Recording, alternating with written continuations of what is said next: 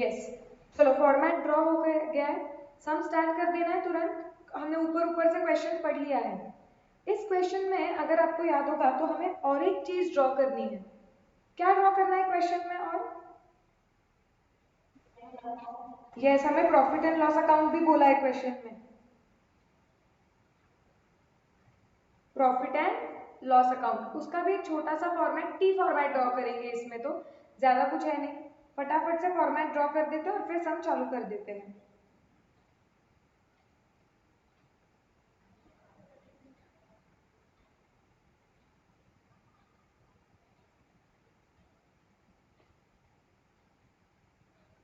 इसमें तो क्या आ जाएगा, सिर्फ पर्टिकुलर्स अमाउंट, बस इतना ही पी एंड एल का फॉर्मेट एक्सपेक्टेड है आपसे।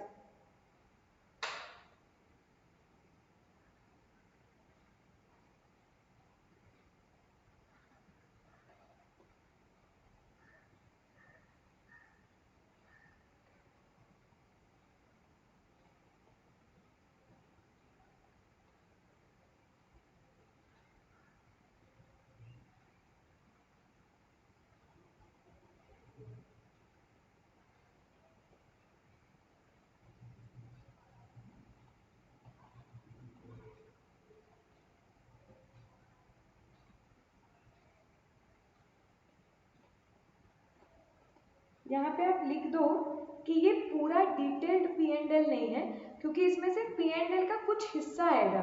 करेक्ट, जो ये सम में आइटम्स होंगे जो पी एंड एल में जाते हैं, बस उतने आइटम्स दिखाएंगे हम। That is why this is an extract. ऐसे लिख दो। चलो क्वेश्चन स्टार्ट करूं क्या मैं?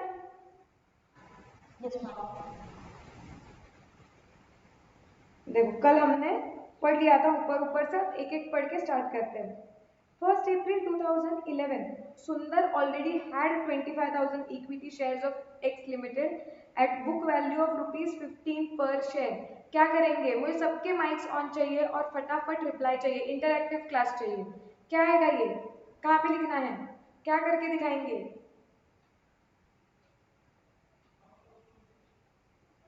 क्विक क्विक,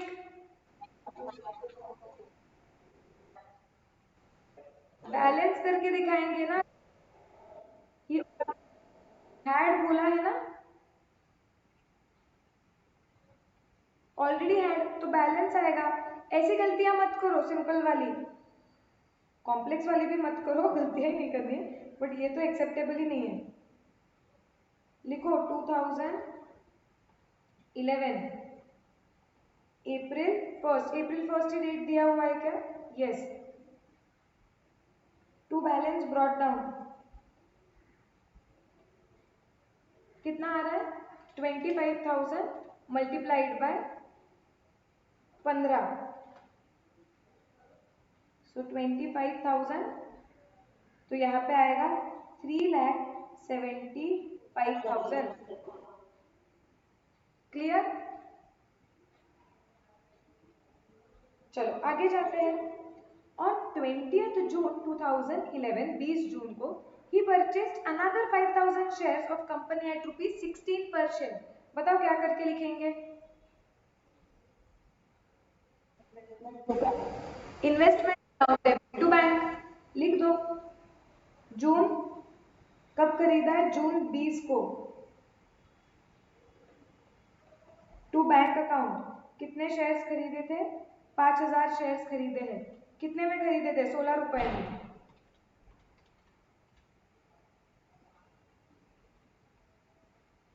80,000 आ रहा है।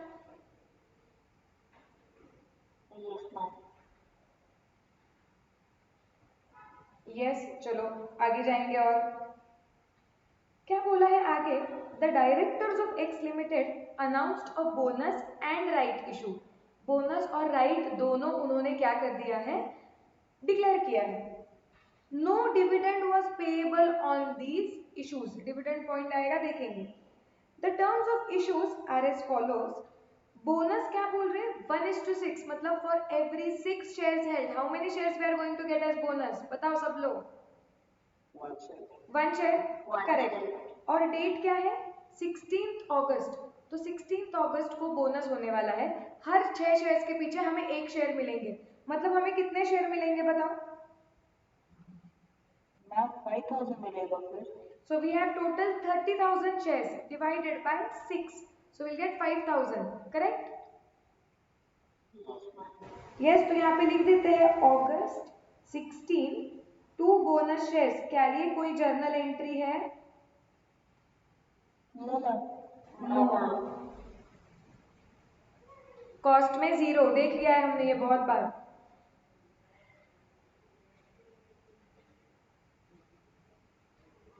चलो आगे जाते हैं। ओके, 31 अगस्त को देखो, वो राइट दे रहे हैं, और राइट क्या बोल रहे हैं? For every 7 shares you have you can purchase 3 shares. Okay, price कितना है? 15 पर शेयर। लेकिन वो राइट के साथ हमने क्या किया? डायरेक्टली राइट आया मतलब एंट्री मत मारो, पूछो राइट के साथ किया क्या गया है। 31 अगस्त को राइट दिया है, एंड आपको पेमेंट की डेट, मतलब अगर आपको राइट जो मिला है उसके शेयर्स खरीदने हैं तो आप लास्ट पेमेंट कब तक कर सकते हो? 30 सितंबर तक, ऐसे बोला हुआ है आपको। ठीक है, वो बोल रहे हैं कि शेयर होल्डर्स पे है, उन्हें चाहिए तो वो राइट्स फुल में या पार्ट में किसी को दे भी सकते हैं, ट्रांसफर भी कर सकते हैं, वी नो दैट। अकॉर्डिंगली ये जो बंदा है सुंदर, ही सोल्ड 1/3 या 33.33% of his entitlement to Shekhar for a consideration of ₹2 per share। ठीक है, और बाकी क्या क्या किया उसने? 1/3 बेचा, फिर बाकी का क्या किया? एक्सरसाइज किया फिर। एक्चुअली क्वेश्चन में कुछ दिया नहीं है, आप अज्यूम कर सकते हो कि उसने बाकी के शेयर्स क्या कर दिए? खरीद लिए, एक्सरसाइज कर लिए। 1/3 बेच दिए एंड 2/3 एक्सरसाइज कर दिए। ओके, लास्ट डेट 30 सितंबर है। ओके, अभी जब वो शेयर्स एक्सरसाइज करेगा और जब वो शेयर्स बेचेगा, राइट, दोनों की एंट्री सेम आती है क्या? नहीं, दोनों की अकाउंटिंग ट्रीटमेंट अलग अलग होती है। उसके लिए क्या हमें ये पता करना जरूरी है कि एग्जैक्टली कितने शेयर्स खरीदे, कितने बेचे? यस, वर्किंग नोट बनाते हैं, चलो फिर।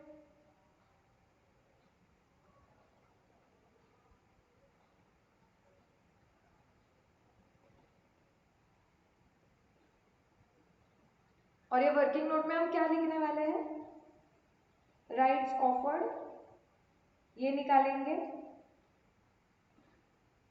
फिर rights exercised and rights sold, ये सारी चीजें निकालनी है। ओके, अभी हमें राइट्स ऑफर कितने हुए देखो तो, कितने ऑफर हुए होंगे हमें? मैम 15,000। 15,000 कैसे निकाला ये? हमारे पास ऑलरेडी 25 थे, प्लस 5 खरीदे, प्लस और 5 बोनस में मिले, तो टोटल शेयर्स 35,000 है। 35 डिवाइडेड बाय 7, क्योंकि हर 7 शेयर के पीछे मिलता है 15 इंटू 3, सो 15,000। करेक्ट? यस, सो हमें ऑफर हुए हैं,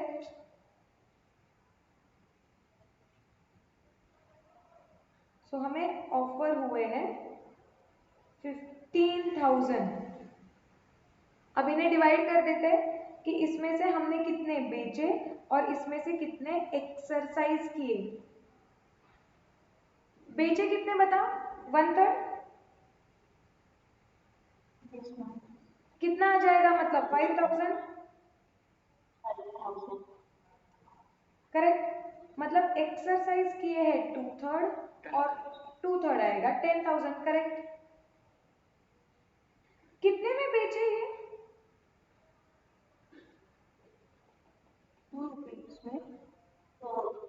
2 रुपए में, मतलब राइट को बेच के 5,000 मल्टीप्लाइड बाय 2, 10,000 रुपीज मिलेंगे। और जो शेयर्स हमने खरीदे हैं उनका एक्सरसाइज प्राइस कितना है? 15 पर शेयर। देखो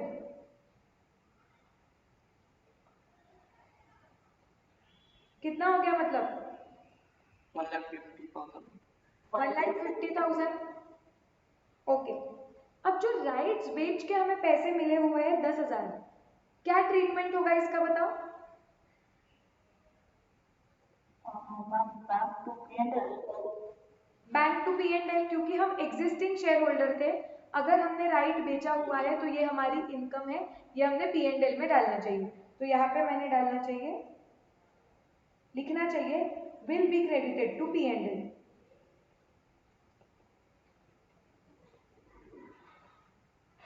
और जो राइट्स मैंने एक्सरसाइज किए हुए हैं उसकी एंट्री क्या आएगी? Investment to bank. Investment to bank, ये तो खरीदे हुए हैं, so investment account debit to bank. 30 सितंबर को पैसे देने की लास्ट डेट थी, मैं अज्यूम कर रही हूँ 30 सितंबर को मैंने ये शेयर्स खरीदे। सो टू बैंक अकाउंट,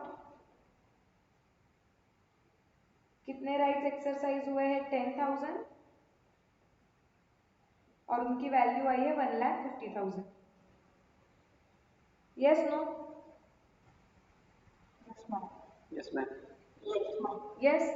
चलो अब आगे जाते हैं, क्या बोला है क्वेश्चन में? Dividends for year ended 31st March 2011 at the rate of 20% was declared. अब ये कंपनी ने बोला है कि हम डिविडेंड डिक्लेयर करेंगे, कितने परसेंटेज पे? 20%। ये 20% किसका कैलकुलेट होता है मुझे बताओ? प्रॉफिट का ना? प्रॉफिट का कैलकुलेट होता है क्या? तो कैलकुलेट करने के लिए क्या हमें प्रॉफिट दिया गया है वो कंपनी का? No ma'am. नो। तो फिर कैसे कैलकुलेट करेंगे? मैम तो ये समझो कि dividend is always denoted as a percentage of face value. जब वो बोलते हैं कि डिविडेंड दिया गया है 20% का, मतलब फेस वैल्यू का 20% डिविडेंड दिया गया है। लिखो आपकी नोटबुक में इंपॉर्टेंट पॉइंट्स में, डिविडेंड नोटबुक में लिखो, टेक्स्ट बुक में लिखो, कहीं भी लिखो, बस जहां पे सारे आप इंपॉर्टेंट पॉइंट्स जमा कर रहे हो चैप्टर के वहीं पे लिखो, नोटबुक में लिखो चलेगा। So dividend is always denoted as a percentage of face value। Okay, अब हमें इन्होंने क्या बोला है कि हमारे पास जितने भी शेयर्स होंगे, अगर हमारे नाम पे शेयर्स है तो हमें डिविडेंड मिलेगा, 20% डिविडेंड मिलेगा। ठीक है, सो वो डिक्लेयर किया गया है और वो सुंदर को रिसीव हुआ है 31 अक्टूबर को। ठीक है, मुझे बताओ, जब हमने कंसेप्ट सीख रहे थे हम, तो हमने क्या बोला था कि जब डिविडेंड रिसीव होता है सबसे पहले उसकी एंट्री कब आती है? When there is right to receive. और राइट टू रिसीव कब होता है? जब डिविडेंड डिक्लेयर हुआ है और आपका अधिकार है वो डिविडेंड रिसीव करना। आपका नाम वो रिकॉर्ड डेट पे है कि आपको वो डिविडेंड मिलेगा। अब यहाँ पे 31 अक्टूबर को गारंटीड में बोल सकती हूँ क्या कि मुझे डिविडेंड मिल गया है, मेरा राइट था मिलने का? मतलब एंट्री तो मार सकते हैं डिविडेंड की, यस और नो? यस। ओके, तो डिविडेंड को रिकॉग्नाइज तो कर सकते हैं। अब रिकॉग्नाइज करना होगा तो मैंने आपको बोला था, जब भी आपको डिविडेंड मिलता है आपने सवाल पूछना चाहिए। क्या सवाल था वो?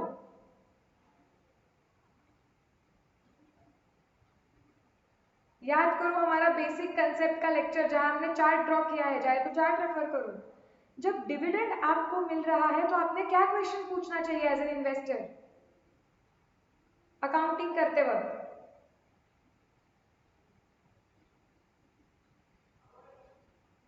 किसी को भी याद नहीं है? मैम हाँ, मैम मतलब कि वो पीरियड जो हमने परचेज किया था उसके पहले के उसके बाद का ना? राइट। जब भी एज ए इन्वेस्टर आपको डिविडेंड मिल रहा है, आप पहले कैलकुलेट करो डिविडेंड कितना मिल रहा है और फिर पूछो कि ये डिविडेंड कौन से पीरियड के लिए मिल रहा है, यस और नो?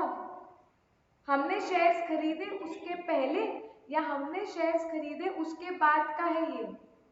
ओके, देखते हैं कि हमें कितना डिविडेंड मिलेगा, हमारे पास शेयर्स कितने हैं, क्योंकि 31 अक्टूबर को हमें डिविडेंड मिल रहा है। हमारे पास शेयर्स है टोटल 25,000 प्लस 5,000 मतलब 30 प्लस 5 35 प्लस 10 45 शेयर्स है हमारे पास 45,000। यस और नो? Yes ma'am. अभी पहला क्वेश्चन, क्या हमें ये पूरे 45,000 पे मिलने वाला है क्या डिविडेंड? नहीं मैम। नहीं। उन्होंने क्वेश्चन में देखो क्या बोला हुआ है, पहले ही बताया हुआ है कि no dividend was payable on these issues, मतलब बोनस और राइट पे डिविडेंड मिलने वाला नहीं है। और ये क्यों बताया हुआ है मैं आपको बताती हूँ। देखो हमारा साल चालू हो रहा है, टाइमलाइन अगर हम देखते हैं तो मेरा साल चालू हो रहा है 1 अप्रैल सपोज 2011, ठीक है। अब ये कंपनी ने डिविडेंड दिया हुआ है। अब डिविडेंड के पहले क्या हुआ था, यही कहीं पे तो बोनस हुआ था अगस्त महीने में, अगस्त के थोड़े से एंड में ही राइट हुआ था, ओके। और फिर अक्टूबर में हुआ है डिविडेंड। अब जब ये कंपनी डिविडेंड दे रही है तो ये कौन से पीरियड के लिए डिविडेंड दे रही है, देखो dividend are given for the year ended on 31 March 2011, मतलब यहाँ पे जो पीरियड साल खत्म हुआ विच इज 31 मार्च, ये वाला पहले वाला साल जो खत्म हुआ आपका 31 मार्च को, ये पहले वाले साल के लिए आपको डिविडेंड दिया जा रहा है, ओके। अब देखो कि डिविडेंड बोनस और राइट पे क्यों नहीं दिया गया, वो क्या बोल रहे हैं, पिछले साल में हमने जो प्रॉफिट कमाया उसका अधिकार हमारे शेयर होल्डर्स का है, ओनर्स का है, तो हम उन्हें डिविडेंड दे देंगे। अब मुझे बताओ क्या पिछले साल बोनस शेयर्स या और राइट शेयर्स ये पैदा हुए थे क्या? नहीं। बोनस शेयर्स और राइट शेयर्स ये तो नए शेयर्स है जो बॉर्न ही हुए हैं इस साल। अगर वो बॉर्न ही हुए हैं इस साल तो क्या वो शेयर्स को पिछले साल के प्रॉफिट का कुछ अधिकार मिलना चाहिए? नहीं भाई, तुम थे ही नहीं तभी, तुम बॉर्न ही नहीं हुए थे, तो तुम वो पिछले साल के प्रॉफिट का हिस्सा कैसे मांग सकते हो? सो that is why they have clearly mentioned कि जो बोनस शेयर्स होंगे और राइट शेयर्स होंगे उस शेयर्स पे डिविडेंड नहीं दिया जाएगा, क्योंकि वो थे ही नहीं भाई, ये प्रॉफिट पिछले साल का है। सो इसका मतलब अगर हम देखते हैं तो हमें डिविडेंड कौन से शेयर्स पे मिलेगा, हमें ये 25,000 पे मिलेगा, राइट। उसके बाद जो ये हमने 5,000 के खरीदे हैं उस पे मिलेगा, लेकिन हमें ये नीचे के जो 5,000 और 10,000 है इस पे डिविडेंड नहीं मिलेगा। Are we clear about this? Yes, okay. So मुझे टोटल डिविडेंड मिलने वाला है 30,000 शेयर्स पे, करेक्ट। अभी लिखो मत, मैम वो जून 20 हो गया ना, बाकी 5,000 की क्या वो जून 20 को ले आए उसके ठीक है ना, लेकिन क्योंकि तब वो शेयर्स आपके पास कभी आए, देखो वो पॉइंट पे भी आऊंगी मैं मोहम्मद। अभी पहले मैंने क्या निकाला कि कौन से शेयर्स पे डिविडेंड मिलेगा, ओके। तो स्ट्रेट अवे बोनस और राइट वालों को तो दिया ही नहीं जाएगा, क्योंकि कंपनी के पॉइंट ऑफ व्यू से तुम मोहम्मद सोचो तो कंपनी के पॉइंट ऑफ व्यू से बोनस और राइट शेयर्स तो थे ही नहीं, लेकिन तुम ये जो जून की बात कर रहे हो 5,000 शेयर्स की, वो कंपनी के पॉइंट ऑफ व्यू से शेयर्स थे, हाँ तुमने अभी खरीदे हैं, लेकिन कंपनी के पॉइंट ऑफ व्यू से तो वो शेयर्स थे ना दुनिया में।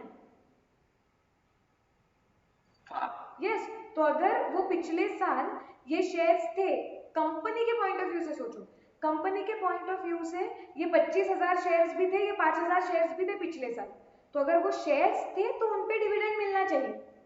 हाँ तुमने वो अभी खरीदे हैं तो तुम उसका अकाउंटिंग क्या करोगे वो बात का बात है, और कंपनी के पॉइंट ऑफ व्यू से तो बोनस और राइट शेयर्स ये तो पिछले साल पैदा ही नहीं हुए थे, वो तो इस साल आए हैं, तो उस पर तो डिविडेंड कंपनी देगा ही नहीं।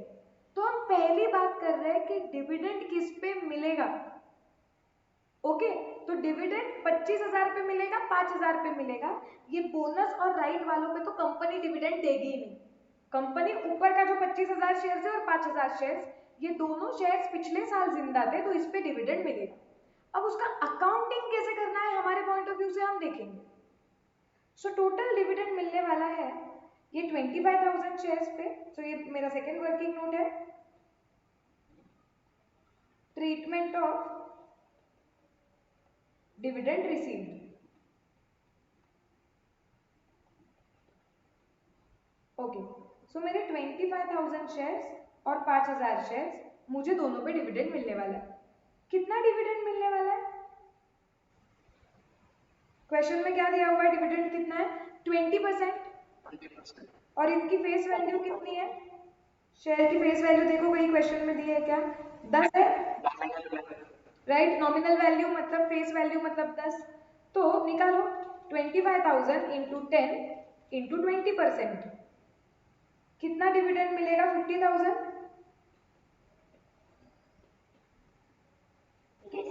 कैसे निकाला मैंने? 25,000 इंटू 10, ये वो सारे शेयर्स की फेस वैल्यू निकली, उनका 20%। वैसे ही ये 5,000 शेयर है, उनकी nominal value multiplied by 10 multiplied by 20%, कितना आएगा?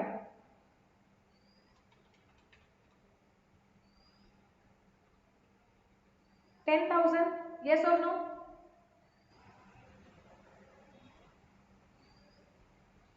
Yes no? यस। ओके चलो, अब आगे जाते हैं। अब सोचते हैं इनके अकाउंटिंग ट्रीटमेंट के बारे में। तो स्टेप नंबर 1 हमने पहले देखा कि कौन से शेयर्स पे डिविडेंड मिलेगा, और फिर अब देखेंगे कि वो जो डिविडेंड हमें मिलेगा उसका अकाउंटिंग एंट्री कैसे होगा।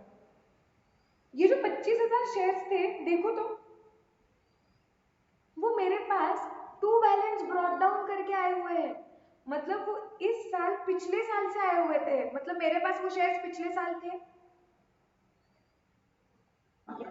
यस। अगर वो शेयर्स मेरे पास पिछले साल थे और मुझे उसके ऊपर डिविडेंड मिल रहा है, तो क्या मैं बोल सकती हूँ कि वो मेरी कमाई है? Of course, why not. Shares पिछले साल है, मेरे पास थे, मैंने पिछले साल ही शेयर्स खरीदे हुए हैं। तो अगर मैं वो कंपनी की ओनर थी पिछले साल, तो उसके प्रॉफिट का मेरा अधिकार है, व्हाई नॉट। तो ये जो डिविडेंड मुझे मिल रहा है वो मेरी कमाई है, इनकम है।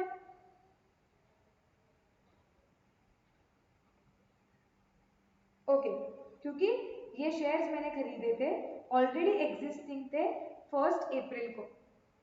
मुझे बताओ ये जो नेक्स्ट 5,000 शेयर्स है, ये चाहिए तो मैं टॉप पे लिख देती हूँ। सो ये 1 अप्रैल को थे। ये 5,000 शेयर्स जो है हमारे पास, और वो हमने कब खरीदे? जून 20 को। ओके, जून 20th। तो मतलब क्या ये शेयर्स हमारे पास पिछले साल थे क्या? नहीं था। नहीं। तो अगर ये शेयर्स हमारे पास पिछले साल नहीं थे, तो क्या हम पिछले साल ये 5,000 शेयर्स के लिए ओनर थे क्या पिछले साल? नहीं। तो उस पे मिलने वाला डिविडेंड क्या ये हमारी कमाई है? नो। तो ये शेयर्स पे मिला हुआ जो डिविडेंड है वो हमारी कमाई नहीं है। क्यों? क्योंकि ये डिविडेंड जो है वो पिछले साल का प्रॉफिट बट रहा है, और पिछले साल तो आप ये 5,000 शेयर्स के ओनर थे ही नहीं। If you were not share holder, then how can you say that वो प्रॉफिट आपका इनकम है? सो ये शेयर्स पे जो हमें डिविडेंड मिलेगा, हम क्या बोलेंगे? रैदर हमने ये जो शेयर्स जितने में भी खरीदे थे, ओके, ये डिविडेंड जो हमें मिल रहा है वो हमने जितने में शेयर खरीदा उसकी थोड़ी वैल्यू हमें वापस मिल रही है। दिस इज लाइक हमने कुछ पैसे लगाए, उसमें से कुछ पैसे वापस आ गए, क्योंकि ये हमारी कमाई तो है नहीं। So this will reduce the purchase cost. Yes or no? Yes, याद आया सब लोगों को अच्छी तरीके से? Yes, चलो अब एंट्री मारने के लिए वेरी सिंपल है। Total bank account debit, bank में डेबिट कितना आएगा? 60,000 का डिविडेंड आएगा, जिसमें से टू डिविडेंड अकाउंट मतलब इनकम माना जाएगा ये 50,000, एंड टू इन्वेस्टमेंट अकाउंट चला जाएगा ये 10,000। सो लिख देती हूं मैं मेरे अकाउंट में। कौन सी डेट पे मिल रहा था ये? अक्टूबर ना, कुछ तो 31 अक्टूबर।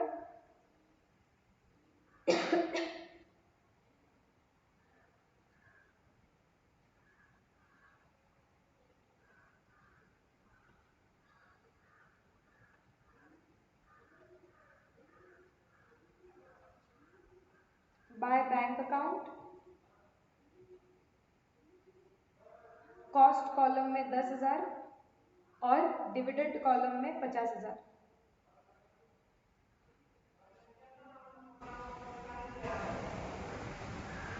और यहाँ पे रेफरेंस दे दो कि हमने वर्किंग नोट 1 या 2 थी शायद से वो वर्किंग नोट 2 पे आप ये रेफर कर सकते हो कि हमने वर्किंग किया हुआ है।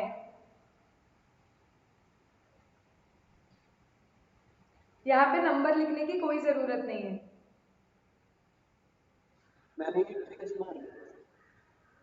ये एंट्री कैसे आई क्या? हाँ देखो, मैंने एंट्री मारी बैंक अकाउंट डेबिट 60,000, मुझे टोटल डिविडेंड मिला है 60,000 का, to dividend account 50,000 to investment account 10,000। जब मुझे डिविडेंड मिला तो मैंने ऐसे एंट्री मारी। कुछ नहीं समझ रहा है तो और पूछो।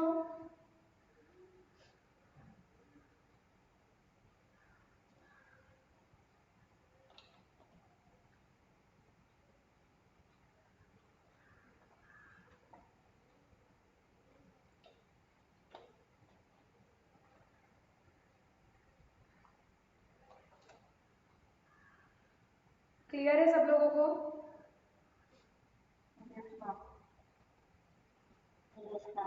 जाओ मैं आगे।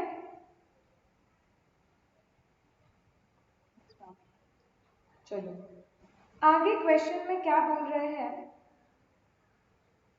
सो अब देखो, ये जो मैंने कैंसिल किया था ना, वो मैंने क्या कैंसिल किया था, देखो ये सेंटेंस। वो बोल रहे हैं dividends for the shares which are acquired by him on 20th June they are to be adjusted against the cost of purchase.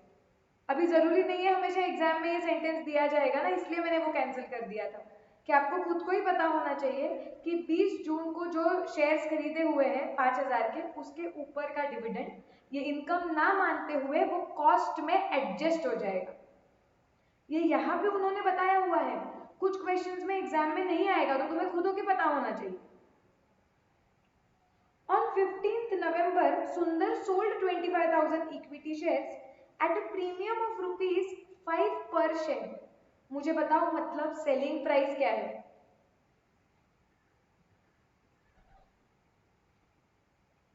कितने में बेचा गया है शेयर?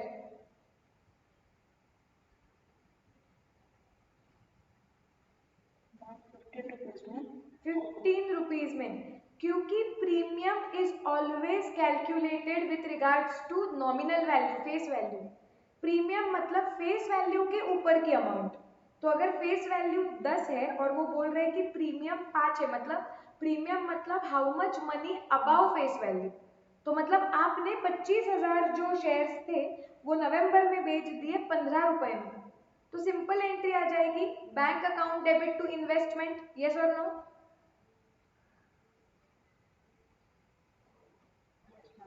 यस।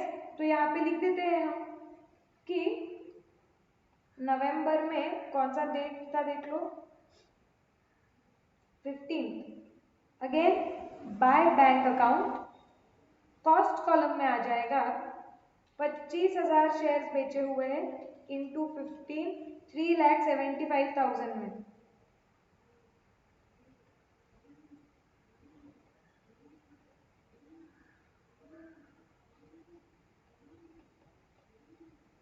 यस नो बताओ।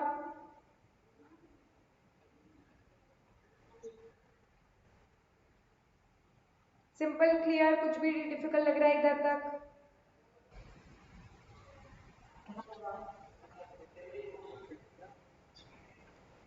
क्या वापस एक बार पूछो डाउट। हाँ हाँ, से आपने कितने में बेचा है तुम वो दिखा रहे हो ना मोहम्मद। तो हमने बेचा है उसे 15 रुपए में, तो हमने डायरेक्टली एंट्री मार दी bank account debit to investment. हाँ, अब बेच के प्रॉफिट हुआ या लॉस उसका कैलकुलेशन करेंगे और फिर वो प्रॉफिट लॉस इन्वेस्टमेंट अकाउंट में से निकाल के प्रॉफिट लॉस अकाउंट को डाल देंगे। लेकिन पहले एंट्री मारते वक्त डायरेक्ट सेल प्राइस से ही मारेंगे।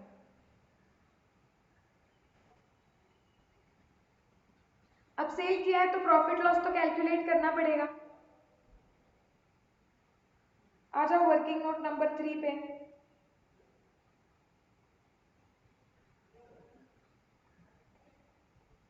Calculation of profit oblique loss on sale of equity shares. Profit loss calculate करते वक्त सबसे पहले क्या कैलकुलेट करना चाहिए? सेलिंग प्राइस, जो हमने ऑलरेडी निकाली हुई है 3,75,000। इसको कंपेयर करना चाहिए कॉस्ट प्राइस से। क्वेश्चन में कॉस्ट कैसे कैलकुलेट किया है वो करना है, वो बताया है क्या? देखो, shares are valued at average cost, दिखा क्या?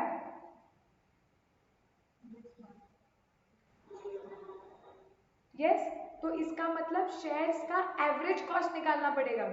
निकालो और मुझे बताओ कितना आ रहा है।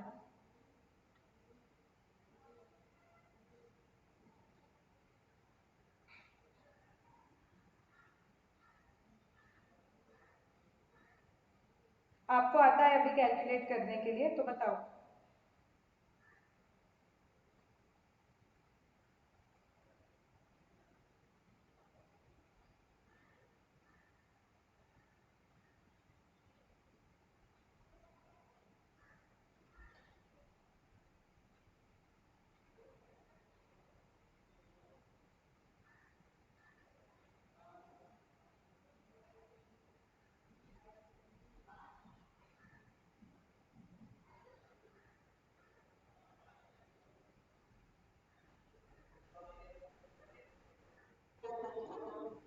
$13.4 कुछ आ रहा है ऐसे आप लोग बोल रहे हो पर शेयर। ओके, मैं देखती हूँ निकाल के। 3,75,000, ओके, प्लस 80,000, उसके बाद प्लस 1,50,000। आई होप आप सब लोगों ने 10,000 माइनस किया हुआ है कॉस्ट में से। यस, ये देखो, ये अनदर एक्सीलेंट स्पॉट है ये चैप्टर का। जब हमें डिविडेंड मिला था कुछ शेयर पे, तो हमने बोला कि वो डिविडेंड शेयर्स का कॉस्ट रिड्यूस कर रहा है। तो कॉस्ट कैलकुलेट करते वक्त ये 10,000 माइनस होना चाहिए। इसे स्टार मार्क करके लिख दो। while calculating average cost, do not forget to reduce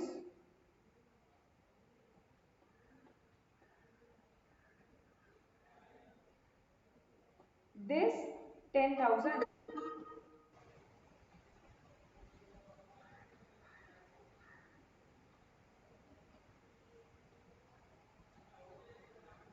okay, एक ही सेकेंड ना, एक सेकेंड।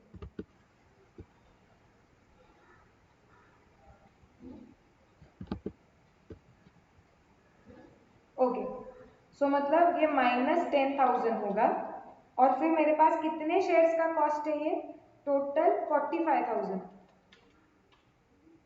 13.22 आ रहा है क्या अभी? मल्टीप्लाई बाय 25,000 शेयर्स बेचे ना हमने कुछ। इसका कॉस्ट प्राइस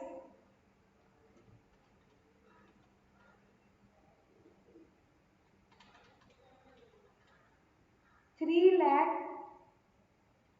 एक सेकेंड ना, 3,30,555 आ रहा है क्या? आई होप सबको क्लियर है कि मैंने ये कैसे निकाला हुआ है। मैंने पहले कैलकुलेट किया कि मेरे पास जितने भी शेयर्स हैं उनका कॉस्ट कितना है। 375 plus 80 plus 150 minus 10,000 divided by ये पूरा कॉस्ट मेरे कितने शेयर्स का है, सो डिवाइडेड बाय 45,000। तो मुझे पर शेयर कॉस्ट मिला, एवरेज कॉस्ट मल्टीप्लाइड बाय 25,000। सो यहाँ पे मेरा आ गया है 3,30,555, मतलब प्रॉफिट हुआ दिख रहा है। क्योंकि जिसका कॉस्ट 330 था वो मैंने बेचा 375 में। सो कुछ 444,444 का प्रॉफिट आ रहा है। यस और नो? 145।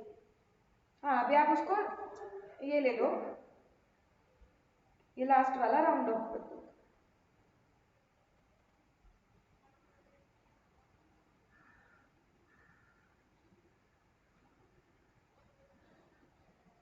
क्लियर है क्या ये? यस, तो इसकी एंट्री क्या आएगी? ये प्रॉफिट निकाला है हमने, तो ये इन्वेस्टमेंट अकाउंट में प्रॉफिट अभी पड़ा हुआ है। देखो इन्वेस्टमेंट अकाउंट इमेजिन करो, वो जो 25,000 शेयर्स हमने बेचे हैं उनका कॉस्ट कहीं तो इन्वेस्टमेंट अकाउंट में पड़ा हुआ है डेबिट, और उनका सेलिंग प्राइस इन्वेस्टमेंट अकाउंट में क्रेडिट पड़ा हुआ है। अभी क्रेडिट साइड ज्यादा है तो इन्वेस्टमेंट अकाउंट को क्रेडिट बैलेंस दिख रहा है। दिखना चाहिए क्या इन्वेस्टमेंट अकाउंट को क्रेडिट बैलेंस?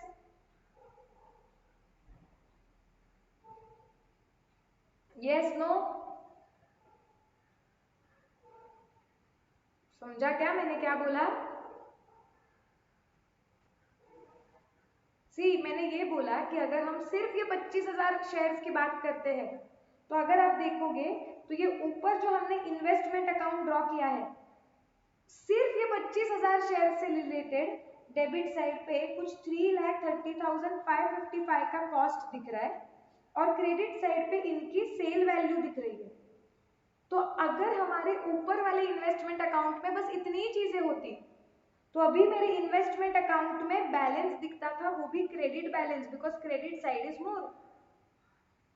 लेकिन अगर मेरे पास सिर्फ 25,000 शेयर्स ही होते थे तो ये अकाउंट क्लोज हो जाना चाहिए था।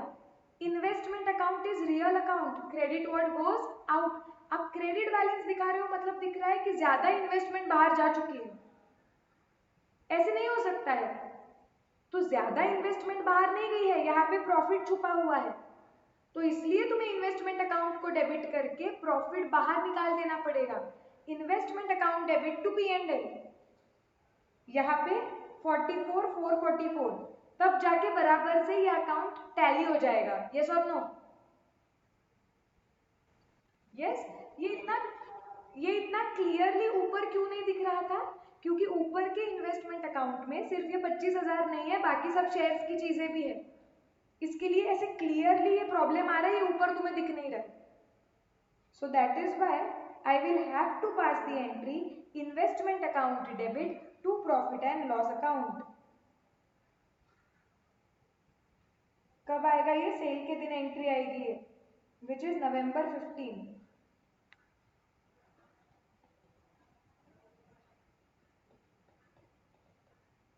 To profit and loss account, cost column में 44,445।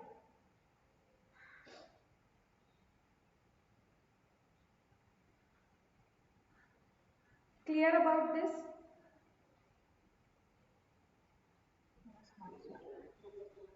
चलो ये भी हो गया।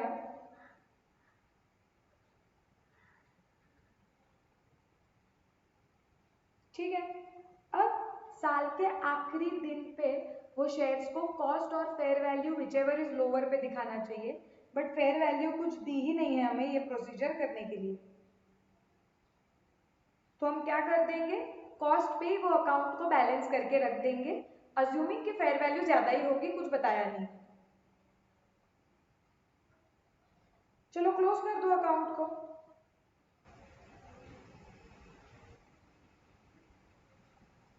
ये ईयर कब एंड होता है इनका? 31 दिसंबर को, भूलो मत, 31 दिसंबर को क्लोज हो जाएगा।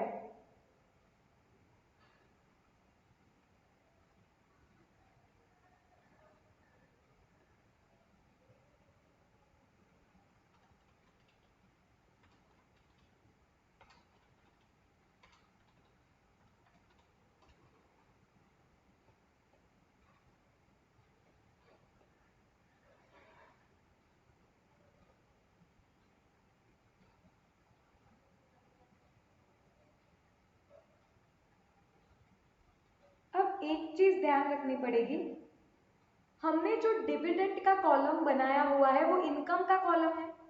साल के आखिरी दिन पे नॉमिनल अकाउंट ओपन रहता है क्या कभी भी? नो। तो मतलब हमें dividend account debit to P and L account ये एंट्री मारनी पड़ेगी। December 31st to P and L account 50,000।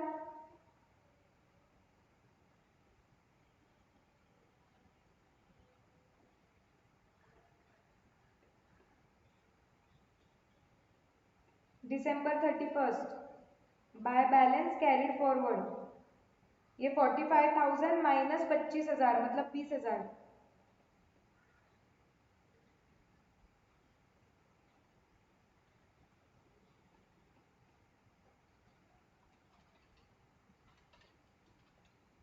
Investment account का बैलेंस आ रहा है 2,64,445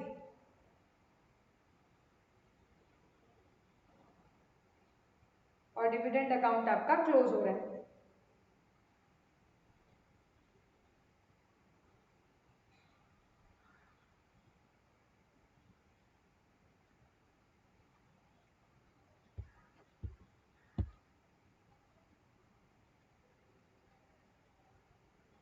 पढ़ने आ रहा है क्या ये जो स्क्रीन पे लिखा हुआ है?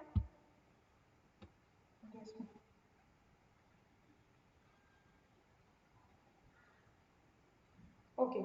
अब हमें पी एंड एल अकाउंट भी बनाने के लिए बोला था। इन्वेस्टमेंट अकाउंट एक बार देख लेते हैं कि पी एंड एल में स्क्रीन ब्लैंक हो गया है। ऐसे कैसे? मेरे उधर तो दिख रहा है।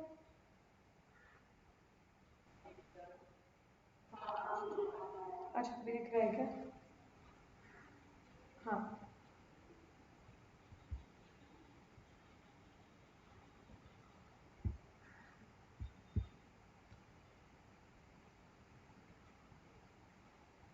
राइट। अब इन्वेस्टमेंट अकाउंट एक बार देख लेते हैं। हमें क्या बोला है? हमें पी एंड एल अकाउंट भी बनाने के लिए बोला है। तो कौन सी चीजें पी एंड एल अकाउंट में गई होंगी? जब हमने शेयर बेचा था तो हमने प्रॉफिट सेंड किया था पी एंड एल अकाउंट को, यस और नो? हमने एंट्री क्या मारी थी? Investment account debit to P and L. Actually ऐसे डायरेक्ट एंट्री नहीं मारते, हम कैसे मारते हैं? Investment account debit to profit on sale of investment और फिर profit on sale on investment to P and L. वैसे आइडियली एंट्री आती है। तो मैं पी एंड एल के क्रेडिट में लिख सकती हूँ बाय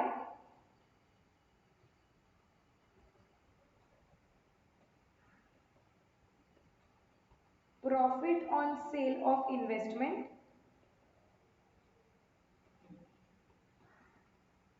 44,445। और एक चीज थी जो डिविडेंड था साल भर का, वो पी एंड एल में ट्रांसफर किया था बाय डिविडेंड अकाउंट 50,000। और कोई चीज पी एंड एल में गई है क्या?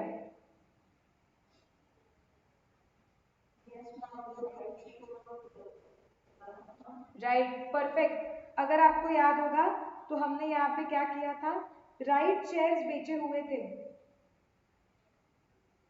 और जब राइट शेयर्स बेचे थे 10,000 के, हमने लिखा भी है will be credited to P and L. तो हमने एंट्री मारी होगी bank account debit to sale of rights, sale of rights to P and L. बीच का बस मैं एक अकाउंट खोल रही हूँ। तो यहाँ पे हम डालेंगे बाय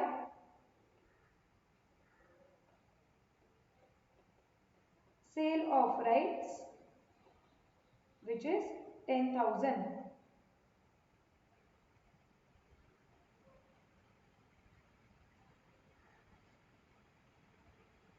अब इसे छोड़ के तो वैसे पी एंड एल में और बहुत सारे आइटम्स आते हैं।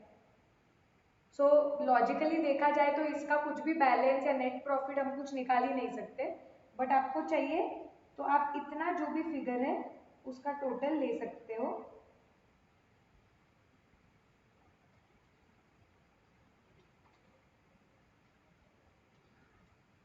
which is 1,04,445 और इसे टू बैलेंस कैरिड फॉरवर्ड करके लिख सकते हो।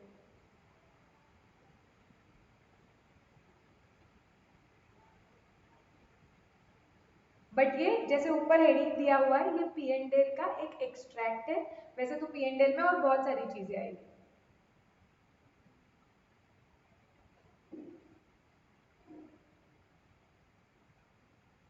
क्या ये पूरा क्वेश्चन और इसमें कहाँ पे मिस्टेक्स हो सकते हैं, ये एक्सीडेंट स्पॉट वगैरह एब्सोल्युटली क्लियर है?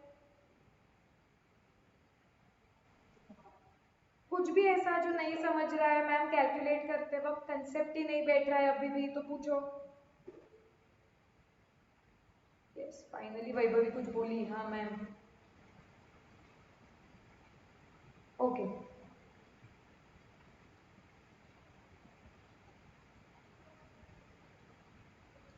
6th हो गया। टोटल कितने इलस्ट्रेशन है? 11 इलस्ट्रेशन है। आज टारगेट करते हैं कि काफी सॉल्व कर ले।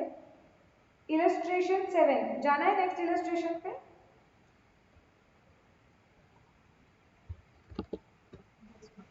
यस, चलो सो नेक्स्ट क्वेश्चन करते हैं हमारा स्टार्ट। अगेन फर्स्ट टाइम ऊपर ऊपर से पढ़ लेंगे, देखेंगे कौन से अकाउंट्स फॉर्मेट ड्रॉ करना है, फिर डिटेल में पढ़ के सॉल्व करेंगे। क्या बोला है? On 1st January Singh had है मतलब बैलेंस आएगा 20,000 equity shares in X limited. Nominal value कितनी है? 10। सी पढ़ते वक्त ही जो इंफॉर्मेशन सेकेंड टाइम लगने वाली है वो मार्क करके रखा करो, ऐसे आदत लगाओ स्मार्ट वर्क करने की। But their book value was ₹16 per share, ठीक है। अब on 1st June Singh purchased 5,000 more equity shares in the company at a premium of ₹4 per share, ठीक है। on 30th June मतलब ये 1st June को किया। अब on 30th June क्या हुआ? Directors of X limited announced a bonus and right issue. Bonus भी अनाउंस किया और राइट इशू भी अनाउंस किया हुआ है, ठीक है। Bonus was declared at the rate of 1 equity share for every 5 shares held, ये बोनस के लिए है। and these shares were received on 2nd August, ठीक है, ये शेयर्स मिले 2nd August को। the terms of rights issue were, अभी राइट्स इशू के टर्म्स क्या बोले? Right shares to be issued to existing share holders on 10th August। तो 10th August कौन सी डेट हो गई?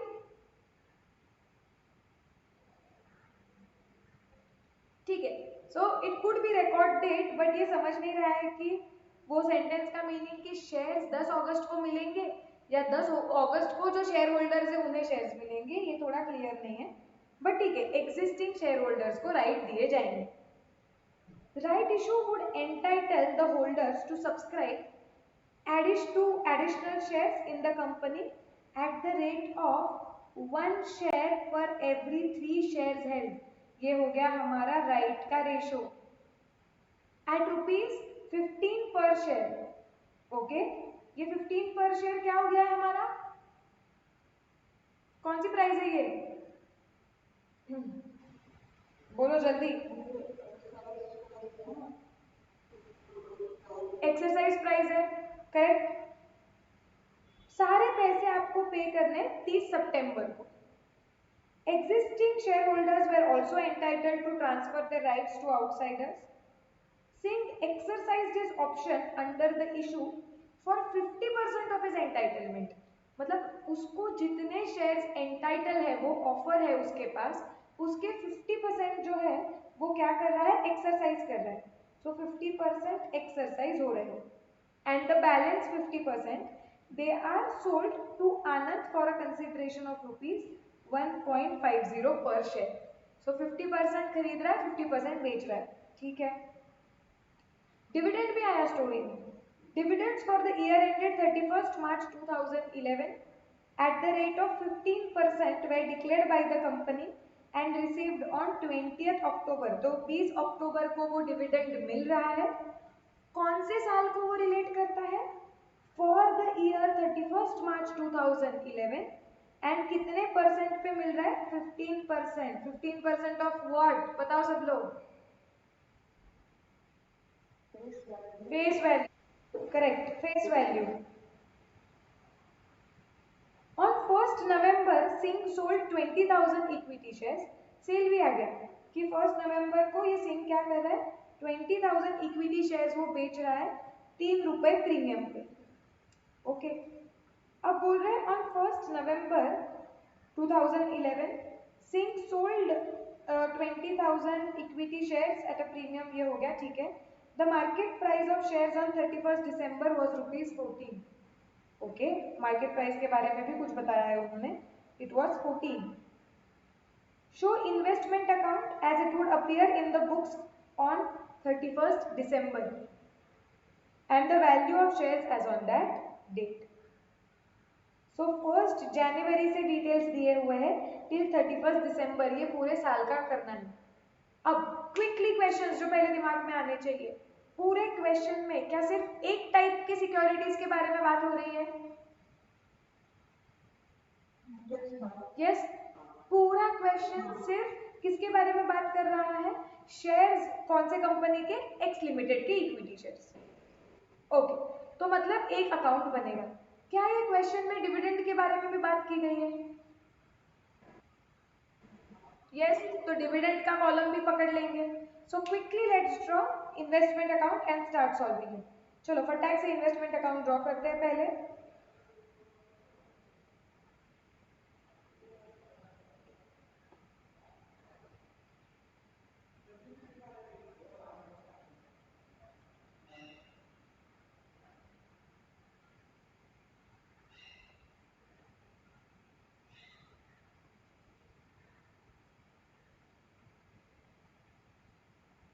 डेट,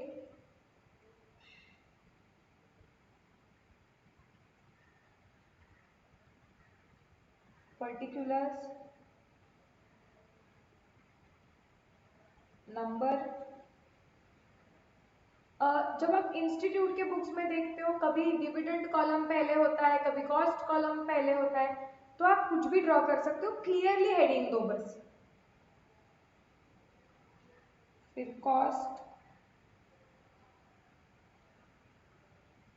उसके बाद डिविडेंड,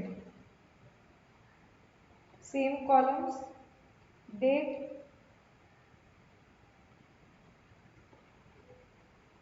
पर्टिकुलर्स,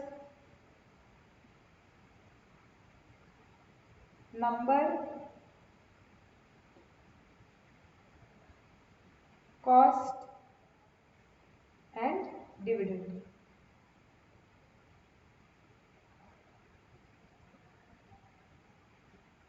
हेडिंग सही से दे दो तुम, इन द बुक्स ऑफ, सब सही से देना है।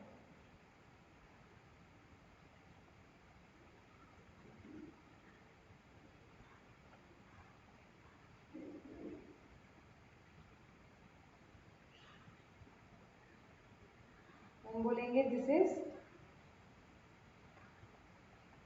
इन्वेस्टमेंट, ऊपर मेरे उधर ठीक से ना, इन the books of Singh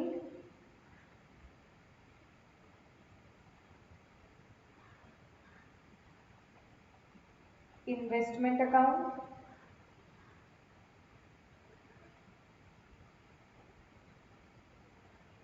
for the year ended 31st December, कुछ ऐसा। एंड इन्वेस्टमेंट का डिस्क्रिप्शन क्या है?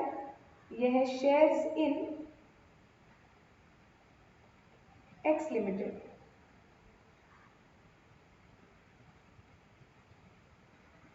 कॉलम के हेडिंग्स बराबर से दे दो, date,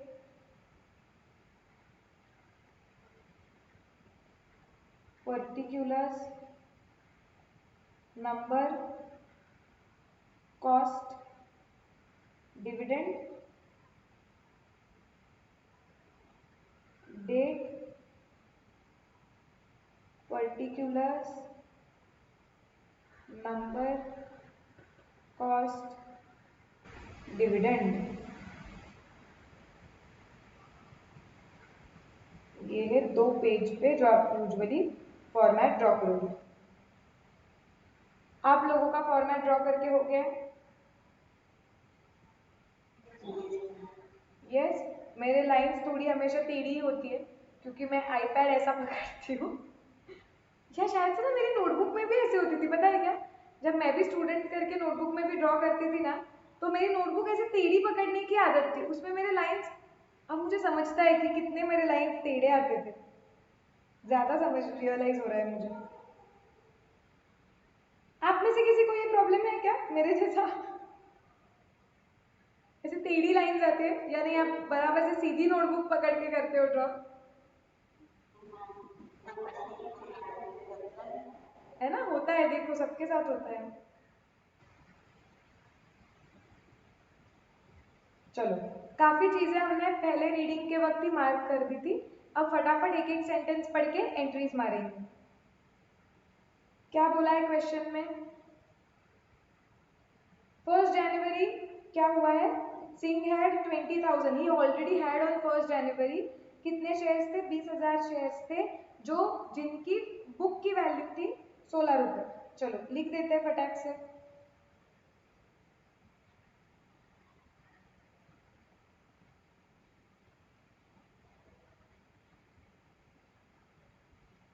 to balance brought down आएगा क्योंकि ही ऑलरेडी हैड, और कितने थे उसके पास?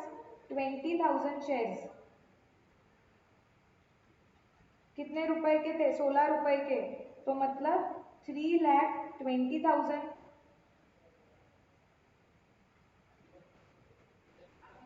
Yes no?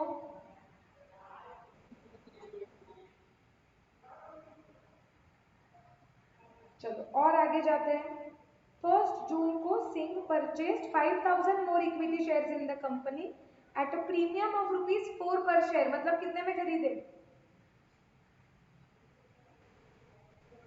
14 में, करेक्ट। तो मैं यहाँ पे लिख देती हूँ कि कब खरीदे हैं भाई? जून में खरीदे हैं। टू बैंक अकाउंट,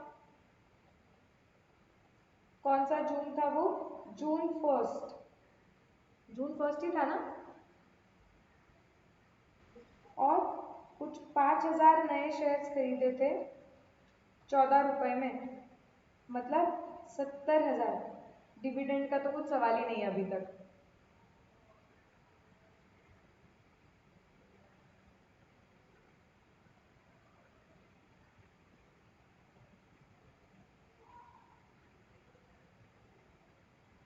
नेक्स्ट चलो, आगे क्या हो रहा है अभी? 30 जून को वो डायरेक्टर्स ने कुछ अनाउंसमेंट किया regarding bonus and right. Okay, bonus receive हो रहा है 2 अगस्त को। कितना रिसीव होना है हमने मार्क करके रखा है? 1 equity shares for every 5 shares है।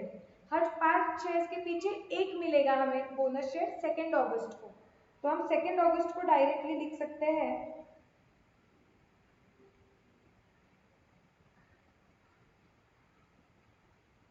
To bonus shares. कितने मिलेंगे बताओ हमें?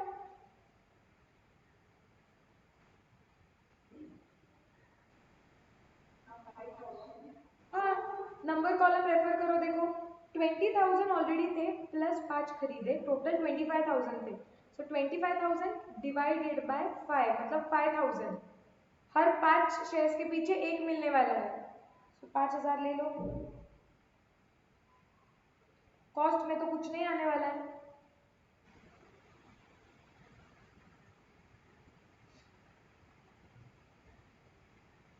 अब राइट्स के बारे में देखो।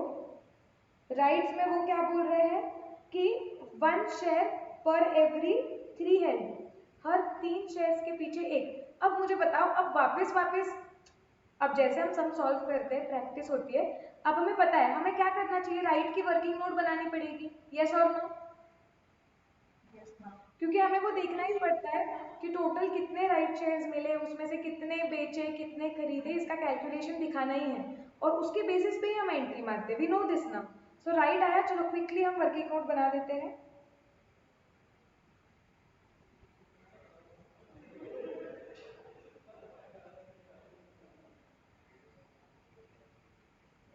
Working note, First, calculation of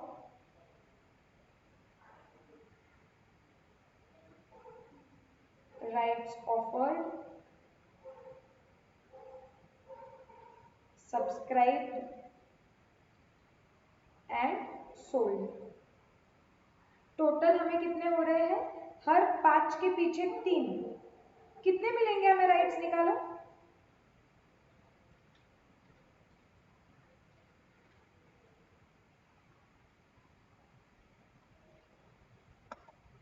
नहीं सॉरी मैंने, हाँ सॉरी मैंने रेशो गलत बोला है।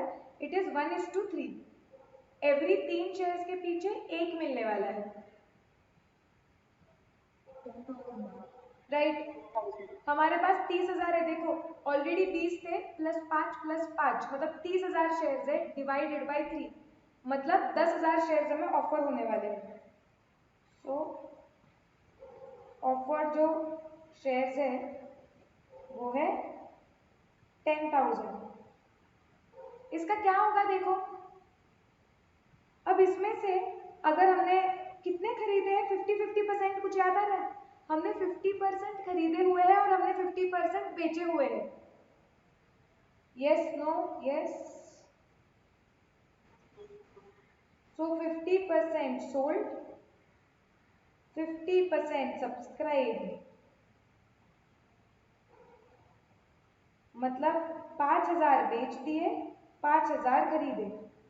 जो 5,000 बेचे हैं वो कितने में बेचे हैं? हमने कुछ मार्क किया था क्या?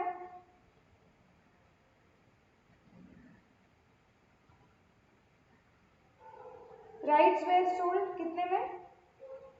1.5 पर शेयर, राइट? और अब भी देख लो, एक्सरसाइज प्राइस भी हमने मार्क करके रखा है 15 है, तो यहाँ पे आने वाला है 1.5 और यहाँ पे एक्सरसाइज प्राइस आने वाला है 15। सो 5,000 इंटू 1.5, 7,500 राइट्स को बेच के पैसे मिलेंगे, और 5,000 इंटू 15, 75,000 आएगा वो। ये शेयर्स को खरीदने के मिलेंगे। यस और नो?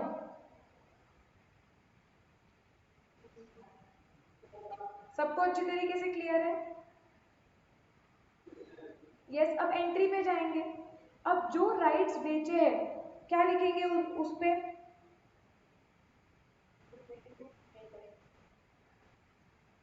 Credited to P&L। और ये 75,000 की एंट्री मारेंगे। एंट्री कब मारनी है, डेट देख लो ठीक से। क्वेश्चन क्या बोल रहा है आपको? The whole sum is payable by 30th September. 30 सितंबर तक ये पैसे पे करने थे राइट के, तो हम एंट्री मारेंगे 30 सितंबर।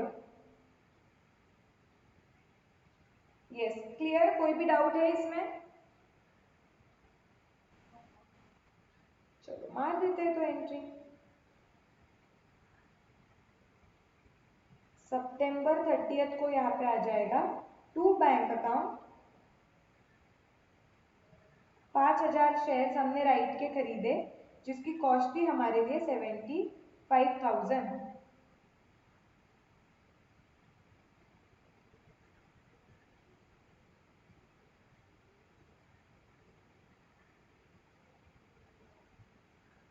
इधर तक सब लोग पहुंच गए? आगे देखते हैं अब क्या हुआ है। हाँ, अब डिविडेंड रिसीव हुआ है 20 अक्टूबर को। ओके, अब जब डिविडेंड रिसीव होगा, एक तो हम देखेंगे कि हमें कितना रिसीव होगा। यहाँ पे क्वेश्चन में कुछ बताया हुआ है क्या कि बोनस और राइट शेयर्स पे डिविडेंड मिलेगा या नहीं मिलेगा?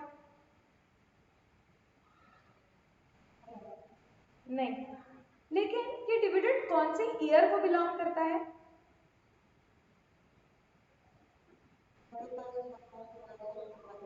Last year, right? अब मुझे बताओ, if it relates to 31st March for the year which ends on 31st March 2011, logically should that dividend be given on bonus and right shares? No. क्योंकि logically अगर आप देखते हो तो बोनस और राइट शेयर्स इस साल में बॉर्न हुए हैं। देखो कब हुए थे, वो बोनस तो 2 अगस्त को और वो राइट कुछ ये वही अगस्त को। तो बोनस और राइट अगर बॉर्न ही हो रहे हैं अगस्त में तो उन्हें पिछले साल के प्रॉफिट क्यों मिले? So logically let's not consider कि उस पर हमें डिविडेंड मिला। हम बाद में इंस्टीट्यूट का आंसर चेक करेंगे, अगर हमारा और उनका अजम्पशन अगर कुछ अलग जा रहा है तो हम सोचेंगे। क्लियर? तो अब भी तो लॉजिकल अजम्पशन लग रहा है कि हमें बोनस और राइट वालों पे डिविडेंड मिलेगा नहीं। तो हमें डिविडेंड कितने किसके ऊपर मिलने वाला है? 25,000। ये 20 वाले और ये 5 वाले, करेक्ट? यस। तो हम लिखेंगे treatment of dividend working note करके सेकेंड।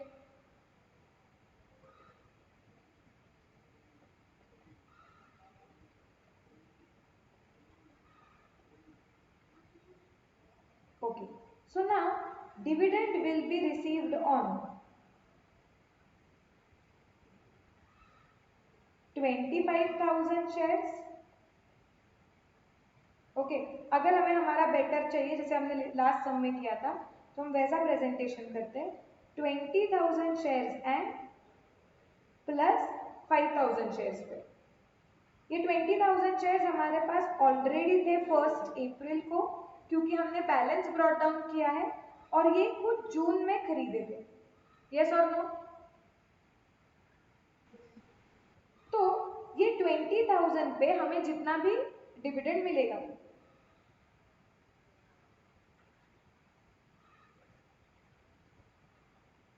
वर्किंग नोट को बस प्रेजेंट सही तरीके से करो कि उनको समझना चाहिए हम क्या लिख रहे हैं। ये समझने के लिए हमारे बहुत इजी है, बट प्रेजेंटेशन पे थोड़ा वर्क करो। ऑब्वियसली आप इसे बेटर कर सकते हैं, हम इसे थोड़ा हेडिंग वगैरह देके ताकि जो चेक करे उसको समझे कि हम क्या कर रहे हैं। कंसेप्ट कुछ बदलता नहीं है, कंसेप्ट वही रहता है। We are just presenting in such a way, we should present ideally in such a way that the checker understands what we are trying to say. So dividend will be received on 20,000 plus 5,000 shares. Okay. Now ये जो 20,000 shares थे उस पे amount of dividend कितना मिलेगा? कितना percent dividend है? 15% है क्या? So 20,000 into 10 into 15%, मतलब इस पे 30,000 मिलेगा और इस पे मिलेगा 5,000 into 10 into 15%, मतलब 7,500। यस। ये जो 30,000 हमें मिल रहा है क्या ये हमारी कमाई है या नहीं?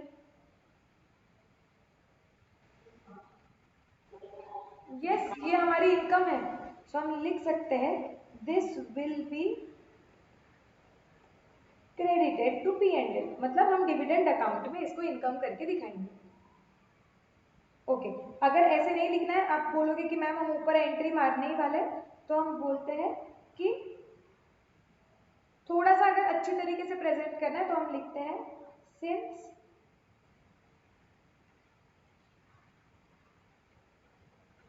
और बेटर बता सकती है, यहाँ पे लिखो this will be treated as income. अब इसके बारे में लिखते हैं, ये 7,500 के बारे में। क्या ये जो हमें डिविडेंड मिल रहा है क्या ये हमारी इनकम है? क्या ideally should it be treated as income? ये कॉस्ट की रिकवरी है। सो हमें ये पता है, ये कंसेप्ट ये वहां पे हमने लिख देना चाहिए। So we'll write since dividend relates to pre-acquisition period,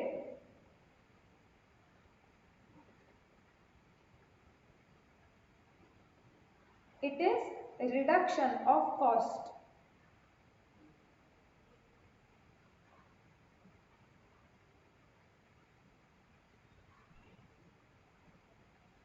आपको ये ट्रीटेड एज इनकम के ऊपर एक लाइन लिखना है तो आप वो भी लिख सकते हो, since dividend relates to post acquisition period, क्योंकि ये इनकी एक्विजिशन डेट्स हम लिख सकते हैं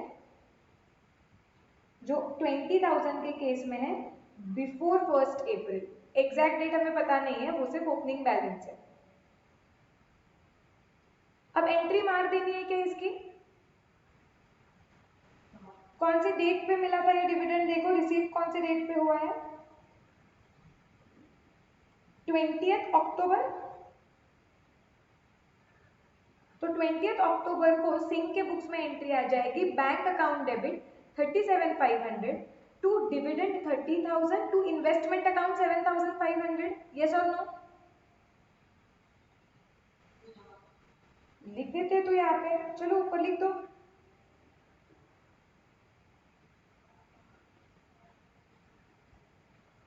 अक्टूबर क्या था, 20 था। यहाँ पे आ जाएगा बाय बैंक अकाउंट, नंबर होता नहीं है, कॉस्ट में से 7,500 जाएगा, डिविडेंड में 30,000 आएगा।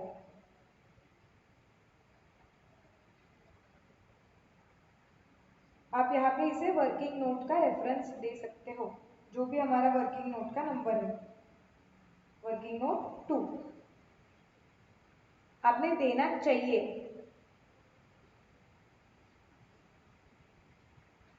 Are we absolutely clear? जाए आगे हम।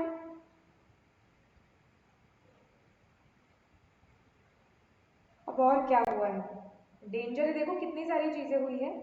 1 नवंबर को अब ये बंदे ने ही sold 20,000 equity shares at a premium of ₹3 पर शेयर।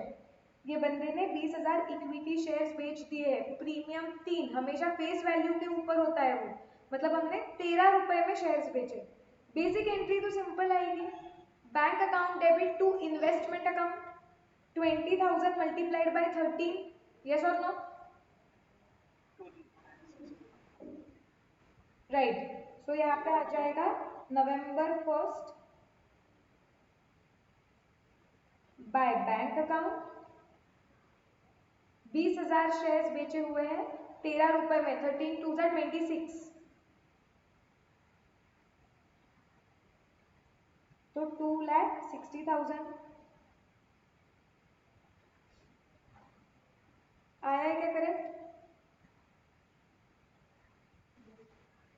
यस, जैसे सेल आता है, एग्जाम में मेरा आवाज पीछे से ऐसे आना चाहिए, सेल आया है, प्रॉफिट लॉस कैलकुलेट करो, अलार्म नहीं बजना चाहिए ऐसे दिमाग में। कभी कभी हम बहुत हरी में भूल जाते हैं। चलो वर्किंग नोट बनानी पड़ेगी प्रॉफिट लॉस कैलकुलेशन की।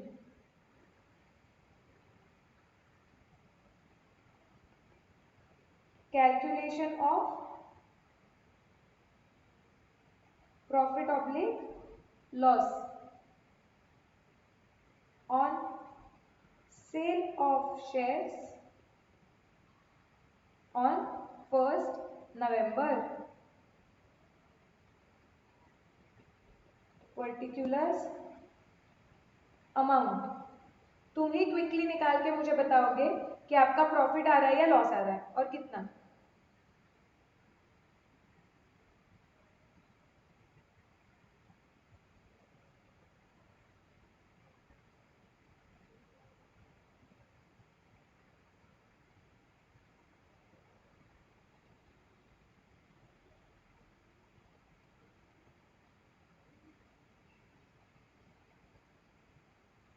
निकालो सब लोग खुद होके।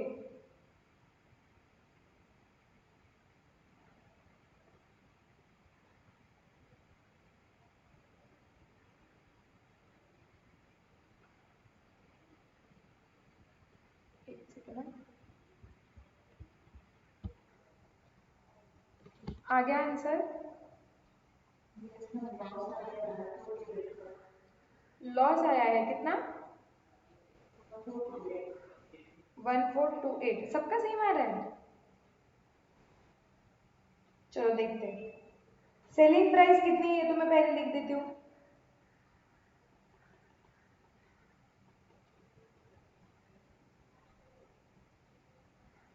$2,60,000 थी, करेक्ट?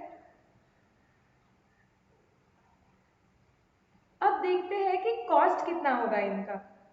सो 3,20,000 प्लस 70,000 प्लस 75,000, कॉस्ट रिडक्शन कुछ हुआ है क्या? तो 7,500 का हुआ है, माइनस 7,500, ये आ रहा है 4,57,500.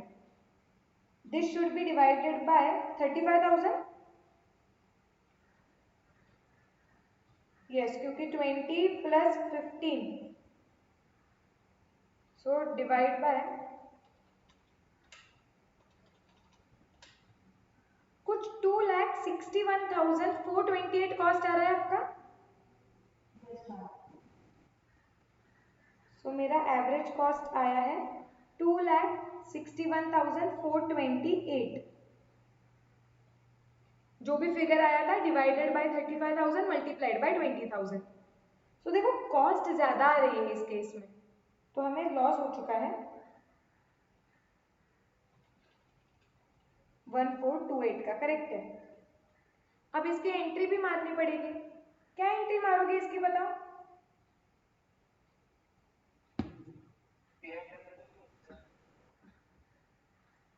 P&L to investment account. Correct. Sale के डेट पे ही मारेंगे. So by profit and loss account, cost column में 1428. यस. और क्वेश्चन में कुछ बोला है क्या, देखते हैं. अलग से अब कोई ट्रांजैक्शन नहीं है क्वेश्चन में, हमें बस बताया गया है, एक सेकेंड. यस. सो अलग से कोई क्वेश्चन नहीं है, हमें बस बताया गया है कि 31 दिसंबर को शेयर की मार्केट प्राइस कुछ 14 रुपए है. ओके. ये इंफॉर्मेशन काम आई थी क्या कोई चीज के लिए?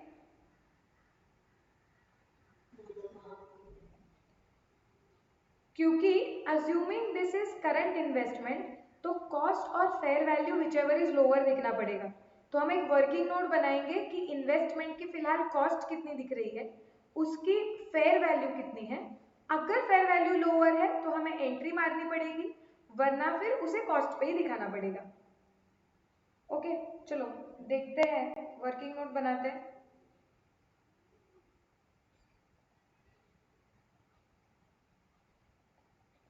क्या ये comparison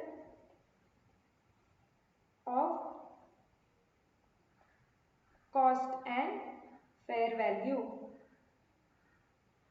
as on 31st December. Cost कितना है वो तो तुम्हें इन्वेस्टमेंट अकाउंट के बैलेंस से ही पता चल जाएगा, क्योंकि सारी चीजें हमने कॉस्ट पे रिकॉर्ड की है. निकालो बैलेंस कितना आ रहा है.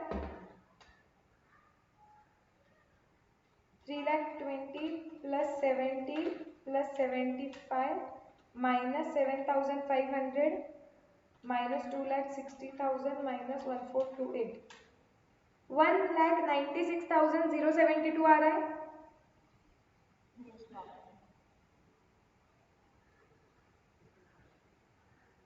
सो 1,96,072.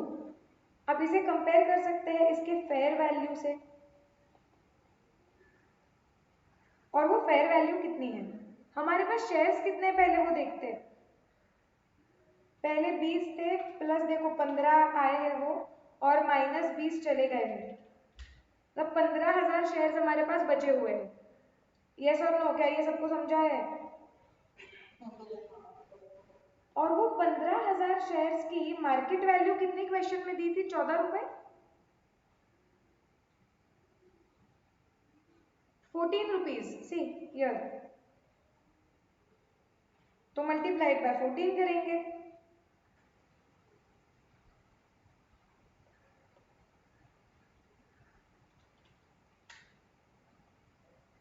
टू लैख 10,000. कौन सा ज्यादा बड़ा है बताओ मुझे? Fair value. हम दिखाते हैं विच एवर इज लोअर पे. तो क्या हमें कुछ अलग से मारने की एंट्री जरूरत है, या वो कॉस्ट पे बराबर से दिख रहा है? लिखेंगे कि since fair value is greater than cost. Okay, investment account or investment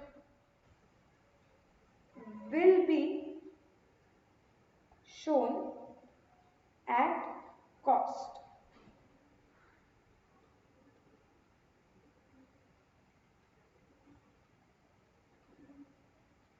चलो तो बैलेंसिंग कर देते 31 दिसंबर को।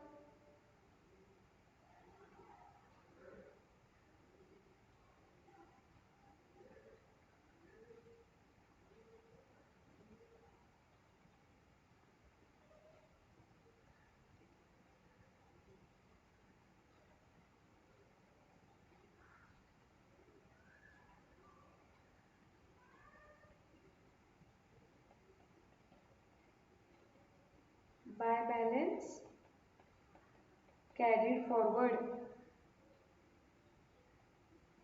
15,000 शेयर्स। कॉस्ट अभी निकाला था, कितना आ रहा था वही लिख दो वापस, क्या निकालना 196,072।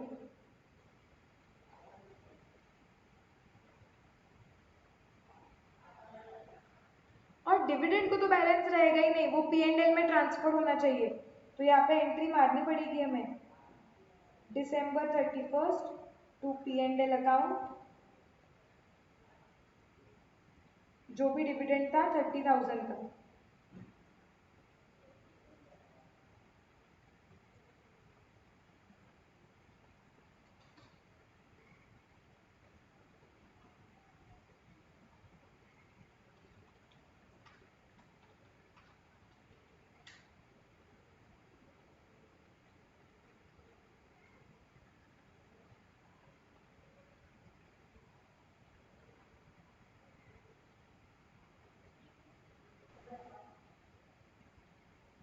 डन। अब एक बार चेक कर लेते हैं कि इंस्टीट्यूट के बुक का आंसर और हमारा मैच हो रहा है क्या, क्योंकि हमने अजम्पशन लिया था कि बोनस और राइट पे हमें नहीं मिलने वाला है डिविडेंड।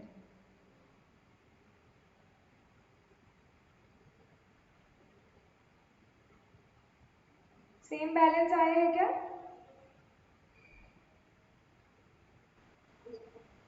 यस, देखो प्रॉफिट भी करेक्ट आया हुआ है, P&L में इनकम भी 30,000 की गई हुई है, परफेक्टली बैलेंस भी 196,071 आया हुआ है। सो मतलब उन्होंने भी वही अजम्पशन लिया हुआ है। आपको चाहिए तो आप एग्जाम में नीचे लिख सकते हो assumption, it is assumed that no dividend has been given on bonus and right shares.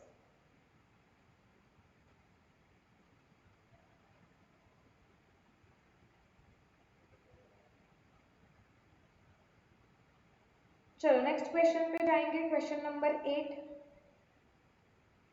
अब बस यही करना है, फटाफट एक एक क्वेश्चन पढ़ना है, सॉल्व करना है, खत्म। 2 मिनट ब्रेक ले लो, चाहिए तो पानी वगैरह P low.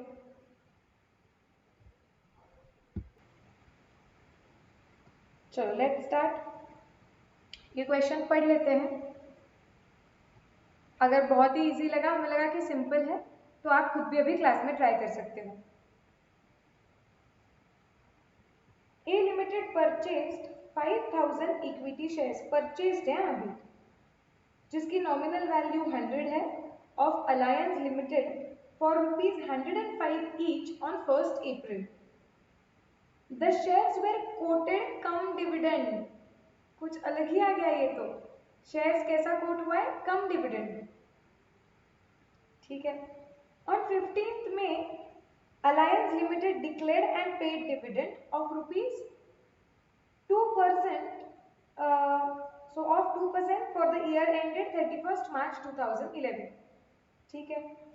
On 30th June, Alliance Limited issued bonus shares in the ratio of 1:5, so 30th June को बोनस हो रहा है, रेशो 1:5 है। अक्टूबर को राइट हो रहा है 1:12 के रेशो में, 45 इशू प्राइस है। A Limited subscribed to half of the rights.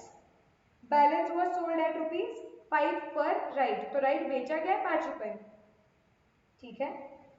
Company ने और एक बार डिक्लेयर किया है डिविडेंड साल के बीच में, that is interim dividend declare किया हुआ है, 1% का। Okay, right shares were not entitled to dividend, clearly बताया है यहाँ पे देखो, right shares were not entitled to dividend. Interim dividend है लेकिन फिर भी राइट शेयर्स को नहीं देने वाले, क्वेश्चन में बताया हुआ है। Company sold 3000 shares on 31st December, ठीक है, at 95 per share. Company limited incurred 2% as brokerage while buying and selling shares, मतलब सारे ट्रांजैक्शंस बाय सेल करते वक्त इन्हें 2% का ब्रोकरेज लगने वाला है। Okay, you are required to prepare investment account in the books of A Limited for the year ended 31st March 2012। Okay, यहाँ पे कम डिविडेंड करके कुछ आया हुआ है, तो एक काम करते हैं हम साथ में सॉल्व करते हैं, जब जैसे पढ़ेंगे जो इंफॉर्मेशन बताने होगी मैं बता दूंगी। फॉर्मेट ड्रॉ कर लो, वापस क्विकली वही क्वेश्चंस, एक ही टाइप का सिक्योरिटी है, यस और नो? पूरा क्वेश्चन सिर्फ शेयर्स ऑफ अलायंस लिमिटेड पे है, तो हमें एक ही इन्वेस्टमेंट अकाउंट ड्रॉ करना पड़ेगा। डिविडेंड के बारे में क्वेश्चन में है, हाँ, इसके लिए जो फॉर्मेट ड्रॉ करेंगे इसमें डिविडेंड कॉलम भी आने वाला है।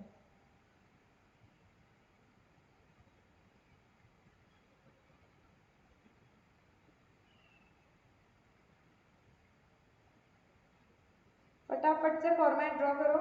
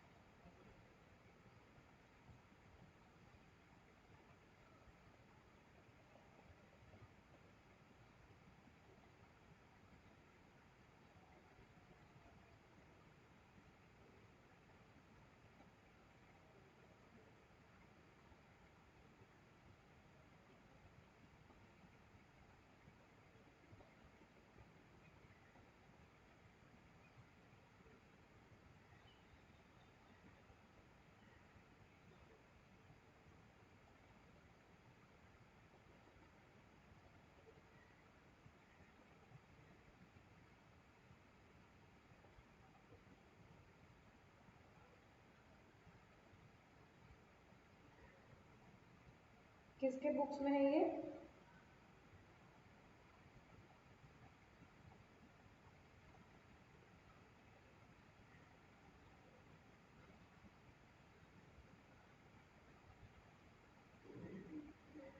ए limited investment account for the year ended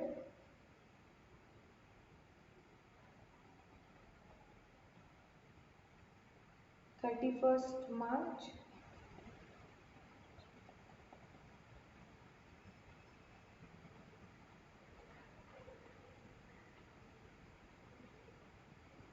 and ये क्या है? Investment shares, equity shares in alliance limited.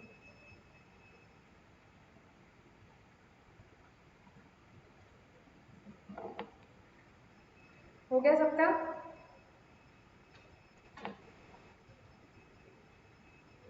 Yes, ma'am.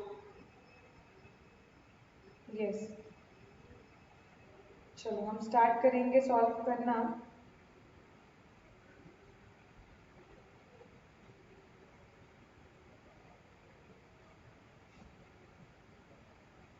एक मिनट है।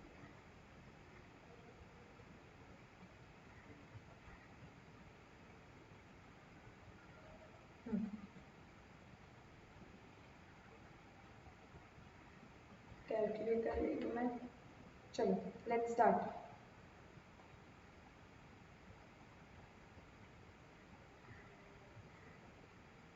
ओके, अब क्या बोला है देखो, ए लिमिटेड ने खरीदे हैं 5,000 इक्विटी शेयर्स 1 अप्रैल को 105 रुपए में, and the shares were quoted cum dividend. They were quoted cum dividend का मतलब क्या है मुझे बताओ, पढ़ के कुछ समझ रहा है, कुछ अंदाज मारना है तुम्हें?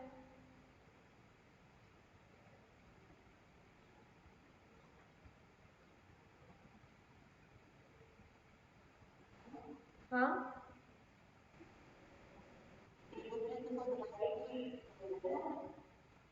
कम राइट बोला है क्या? सोफा कम बेड का मतलब क्या होता है? सोफा और उसमें जुड़ के आ रहा है बेड। शेयर प्राइस, हाँ तो राइट, जब आप शेयर्स कम राइट बोलोगे मतलब शेयर्स प्लस राइट के लिए पैसे दे रहे हो। वैसे ही जब आप शेयर्स की price they are quoted cum dividend मतलब इंक्लूडिंग डिविडेंड। सो बेसिकली जब ये ए लिमिटेड ने कौन सी तारीख को, 1 अप्रैल को, जब इसने खरीदे 5,000 इक्विटी शेयर, सो एक इक्विटी शेयर था 105 रुपए का, करेक्ट। और जब ये 105 रुपए उसने पे किए तो they are being quoted cum dividend, मतलब ये शायद से पता ही था कि, एक सेकेंड, यार मुझे बैटरी का काफी इशू आ रहा है।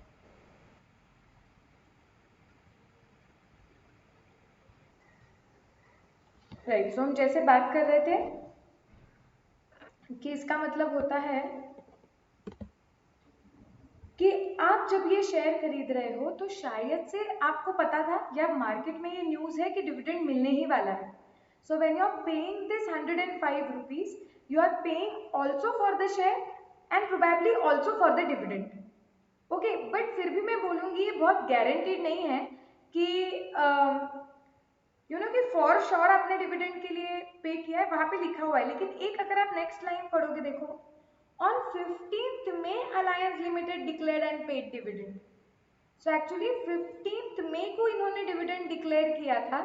तो डिविडेंड डिक्लेयर अगर 15th May को किया है तो 1 अप्रैल को डिविडेंड के बारे में पता होना ये थोड़ा सा मतलब अजीब लगता है, बट यस ये हो सकता है, शायद से कुछ बोर्ड ऑफ डायरेक्टर्स ने अनाउंस किया होगा, कुछ होगा। सो 1 अप्रैल को पता था कि ये कंपनी देगी डिविडेंड, तो उस केस में आपने शेयर और डिविडेंड का प्राइस पकड़ के 105 रुपए में शेयर खरीदा है। ओके, तो पहली एंट्री क्या आएगी मुझे बताओ जब आपने ये शेयर खरीदा?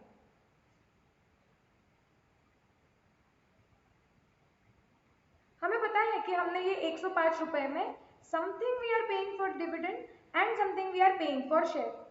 सो हम हमेशा एंट्री, मैंने आपको क्या बोला है, जब हम शेयर खरीदते हैं तो हम सिंपल एंट्री मार देते हैं investment account debit to bank, correct. क्योंकि हम बोलते हैं कि we do not know the component कि कितना कंपोनेंट हमने इसमें पे किया है डिविडेंड के लिए, तो इसके लिए डिविडेंड से कुछ अलग से रिकॉर्ड नहीं किया जाता। मुझे बताओ, भले हमको ये पता था कि ये 105 रुपए में हम डिविडेंड के लिए कुछ तो पे कर रहे हैं, लेकिन क्या हमें क्लियरली पता है कि 105 में हमने डिविडेंड के लिए कितना पे किया है 1 अप्रैल को?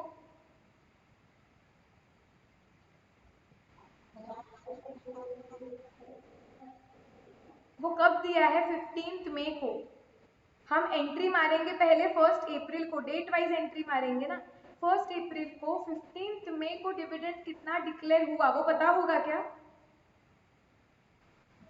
नहीं। सो सी, शेयर्स के डिबेंचर्स के केस में आपको याद होगा, तो डिबेंचर्स के केस में जब हम कम इंटरेस्ट खरीदते हैं हम एग्जैक्टली कैलकुलेट कर सकते हैं कि हम कितना पैसा इंटरेस्ट के लिए दे रहे हैं। इसके लिए हम वो इंटरेस्ट को अलग से कॉलम में रिकॉर्ड करते हैं, क्योंकि हमें पता है कि ये कॉस्ट नहीं है, इसे इंटरेस्ट कॉलम में डाल दो, ये पैसे पक्का बाद में वसूल होंगे, जब वसूल होंगे तो इंटरेस्ट को क्रेडिट कर देंगे। उसी तरीके से यहाँ पे जो डिविडेंड मैंने पे किया है खरीदते वक्त, वो मैं बिल्कुल डिविडेंड अकाउंट को डेबिट कर सकती हूँ। ठीक है, और जब डिविडेंड मिल जाएगा तो डिविडेंड अकाउंट को क्रेडिट हो जाएगा, एग्जैक्टली लाइक इंटरेस्ट। क्योंकि अगर मुझे वो डिविडेंड बाद में मिलने वाला है तो ये डिविडेंड मेरी कॉस्ट है ही नहीं। लेकिन दो चीजें मैं ये क्यों नहीं कर सकती हूँ?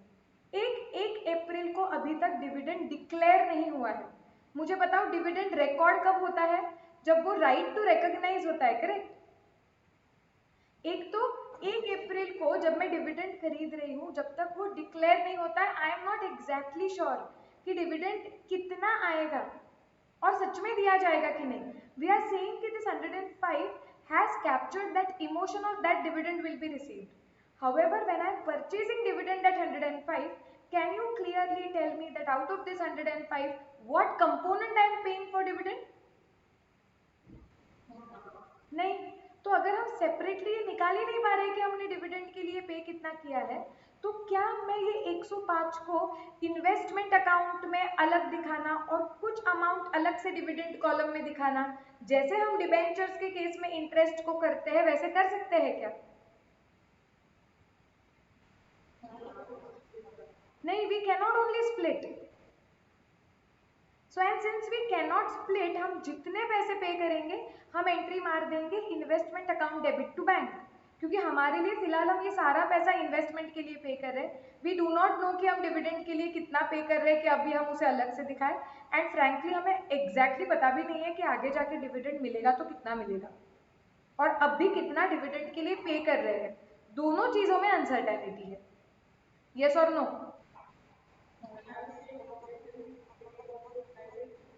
क्या फायदा है, देखेंगे हम क्या है। बस उन्होंने बताया है ये इन्फॉर्मेशन कि आप डिविडेंड इंक्लूड करके 105 रुपए पे कर रहे हो, कहीं तो वो सेंटीमेंट कैप्चर हो गया है कि डिविडेंड कंपनी पे करने वाली है।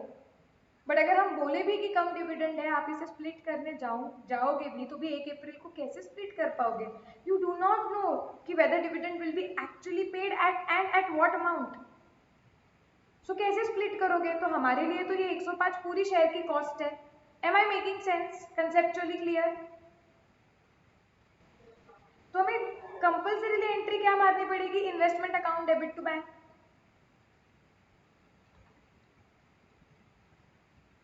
Yes, no, everybody?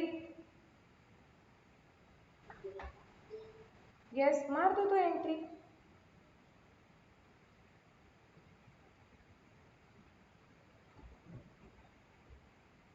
Investment account debit to bank account. Date क्या है क्वेश्चन में?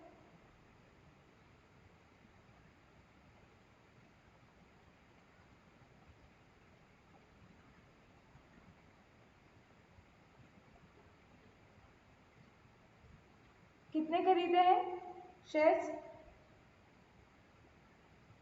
5000 खरीदे हैं क्या? और कितने रुपए पे? 105 पे। So 5,25,000. Yes, everybody agrees with this? Yes. हाँ, तो मुझे बस इतना पता है कि इसमें मैंने कुछ तो डिविडेंड के लिए पे किया था, तो मैंने रिकॉर्ड कर दिया है, but exactly what is paid for dividend we don't know, nobody is able to calculate that. अब 15 मई आया, अब एक्चुअली कंपनी ने क्या कर दिया है? डिविडेंड डिक्लेयर कर दिया है। ओके, अब एक्चुअली सर्टेनिटी आई है, वो तो बस बोलने के लिए था कि हमने डिविडेंड के लिए पे किया है, ये तो अब पक्का 15 तारीख को समझा कि हाँ डिविडेंड डिक्लेयर किया गया है, मतलब नाउ इट इज सर्टन कि कंपनी डिविडेंड देगी, और वो भी कितना देने वाली है? 2%। और कौन से साल के लिए देने वाली है? 31 मार्च 2011। नाउ वही क्वेश्चंस, हमारे पास कितने शेयर्स हैं? हमारे पास 5000 इक्विटी शेयर्स है। क्या ये 5000 इक्विटी शेयर्स पे हमें डिविडेंड मिला होगा?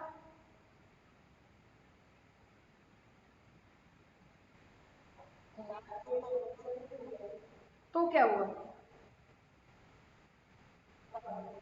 मिला होगा ना, 15 मई को वो डिविडेंड दे रहे हैं, तब हमारे पास शेयर्स है, करेक्ट?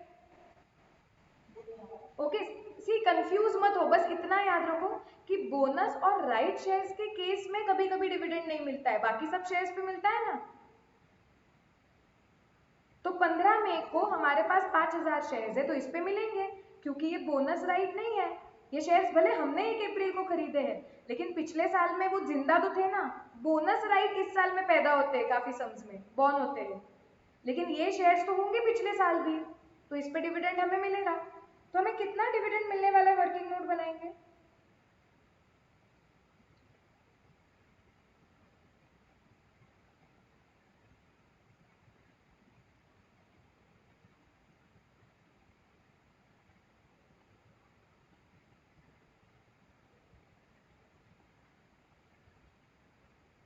हमें 5000 शेयर्स है जिनका फेस वैल्यू कितना है 100,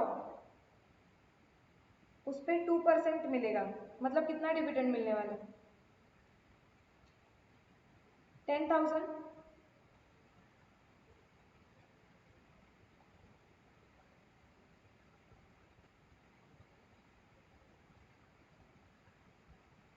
यस और नो? Yes, okay. सो 10,000 हमें डिविडेंड मिलने वाला है। अब ये डिविडेंड कौन से साल को रिलेट करता है?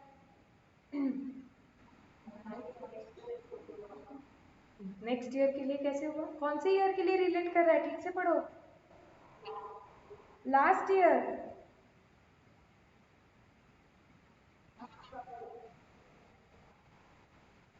31 मार्च के लिए रिलेट कर रहा है। अब लास्ट ईयर ये शेयर्स हमारे पास थे क्या? नो। तो लास्ट ईयर ये शेयर्स हमारे पास थे ही नहीं, ये शेयर्स तो हमने इस साल खरीदे। तो इस पे मिलने वाला डिविडेंड ये इनकम ट्रीट किया जाएगा या रिडक्शन ऑफ कॉस्ट किया जाएगा? Reduction of cost. और देखो अब थोड़ा सा लॉजिक और भी लगेगा।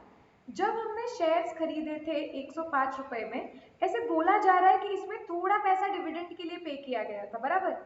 तो अगर थोड़ी अमाउंट डिविडेंड के लिए पे की गई थी, तो उतने अमाउंट से हमारे शेयर्स का कॉस्ट हमने बढ़ाया था, क्योंकि हमने जितने भी शेयर्स खरीदे थे, जितने भी रुपए पे, हमने सारे शेयर्स के कॉस्ट में ऐड कर दिए थे, क्योंकि हम बोल रहे थे कि थोड़ा डिविडेंड भी कैप्चर हो रहा है। अब इसमें से अगर हमें डिविडेंड कंपोनेंट वापस मिल रहा है और ये शेयर्स हमने इस साल खरीदे हुए हैं, तो पिछले साल के प्रॉफिट पे तो हमारा कोई हक ही नहीं है, मतलब वो हमारी कमाई नहीं है। तो रैदर ये जो पैसे मिल रहा है वो हमने जो शेयर्स पे किए ना उसे रिड्यूस कर रहा है। ये कम डिविडेंड और कुछ नहीं था, बस ये बताने के लिए था कि जब आपने 1 अप्रैल को मार्केट से शेयर्स उठाए, तो शेयर प्राइस में कहीं ना कहीं ये डिविडेंड शायद से मिलेगा, ये कैप्चर हो गया था। तो आपने शेयर्स 105 रुपए में खरीदे और आपने शेयर्स की प्राइस 105 रुपए दिखाया। जब डिविडेंड डिक्लेयर होके आपको मिल गया, तो ये शेयर आपके पास पिछले साल थे ही नहीं, तो लॉजिकली ये आपकी इनकम नहीं है। इन शॉर्ट क्या हो गया, जो आपने 105 रुपए पे किए थे जिसमें कहीं तो डिविडेंड पकड़ा हुआ था, ये डिविडेंड वापस मिल गया है हमें, मतलब उसने हमारे कॉस्ट को रिड्यूस कर दिया है। And that is why it is reduced from the cost, कि जब खरीदे तो हमने थोड़े हायर वैल्यू पे खरीदे थे, क्योंकि उसमें डिविडेंड का भी कहीं कंपोनेंट हमने पे किया था। अब अगर वो डिविडेंड का पैसा हमें वापस मिल गया, तो वो जो कॉस्ट है वो तुम कम कर दो, क्योंकि वैसे भी ये शेयर्स तो पिछले साल हमारे पास थे ही नहीं, तो ये हमारी इनकम तो है ही नहीं। Are we absolutely clear about this? कुछ नया नहीं है रॉकेट साइंस वो वर्ड डाल के। सो यहाँ पे ये डिविडेंड अमाउंट है 10,000, हम लिख देंगे यहाँ पे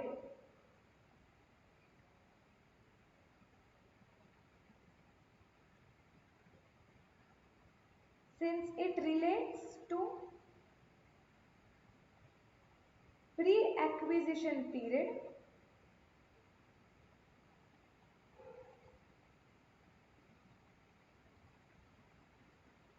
it must be reduced from the cost.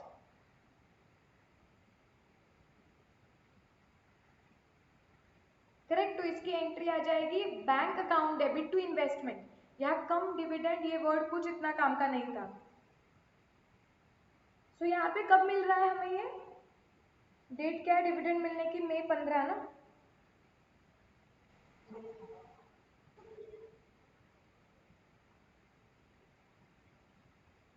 Bye bank account, और कॉस्ट कॉलम में आ जाएगा आपका 15,000। सॉरी 15 नहीं, कितना था, 10 था, 10।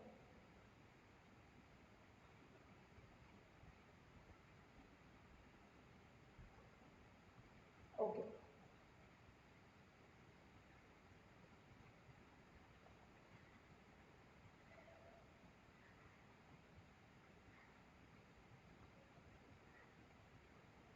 अब 3:30 हो गए ना, तो आपका नेक्स्ट लेक्चर स्टार्ट होता होगा, तो we'll have to stop here.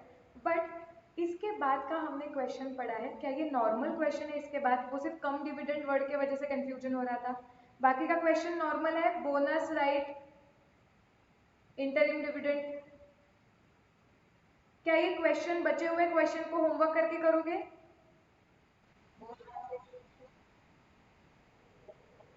जो मैंने लॉजिक बताया हुआ है, आप उस लॉजिक के हिसाब से लगाने का कोशिश करो। सो ये remaining question is your homework, try on your own, चाहिए तो पेंसिल से लिखो। मैं कल के लेक्चर में इसे पूरा सॉल्व करूंगी और फिर हम क्या कर लेंगे, आप चेक कर लेना। इलस्ट्रेशन अब ये स्टडी मटेरियल के सिर्फ 3 बचे हैं, विच इज 9, 10, 11। अब जो प्रैक्टिकल क्वेश्चंस, क्वेश्चन बैंक के अलग क्वेश्चंस रहेंगे, वो हम और आगे कैरी फॉरवर्ड करेंगे। Rest everything will be your homework, जिसके आंसर्स प्रोवाइड किए जाएंगे।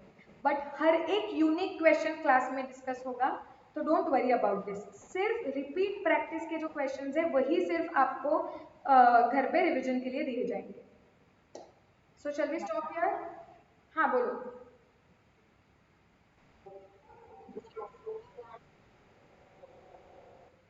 यस, वेरी गुड क्वेश्चन, और ये हम सब भूल गए थे।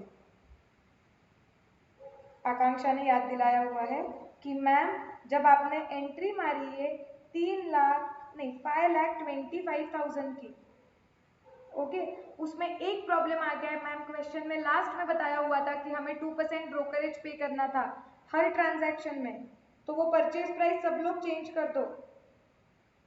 करेक्ट है वो आकांक्षा? हम सब लोग भूल गए थे 5,25,000, उसमें प्लस 2%, तो वो 5,35,500 आएगा। हम ज्यादा कम डिविडेंड पे फोकस कर रहे थे, हम भूल गए वो पार्ट। बाकी कहीं चेंज नहीं आएगा क्योंकि हमने सिर्फ डिविडेंड के बारे में किया। Slide change there. Okay, so shall we stop here for today?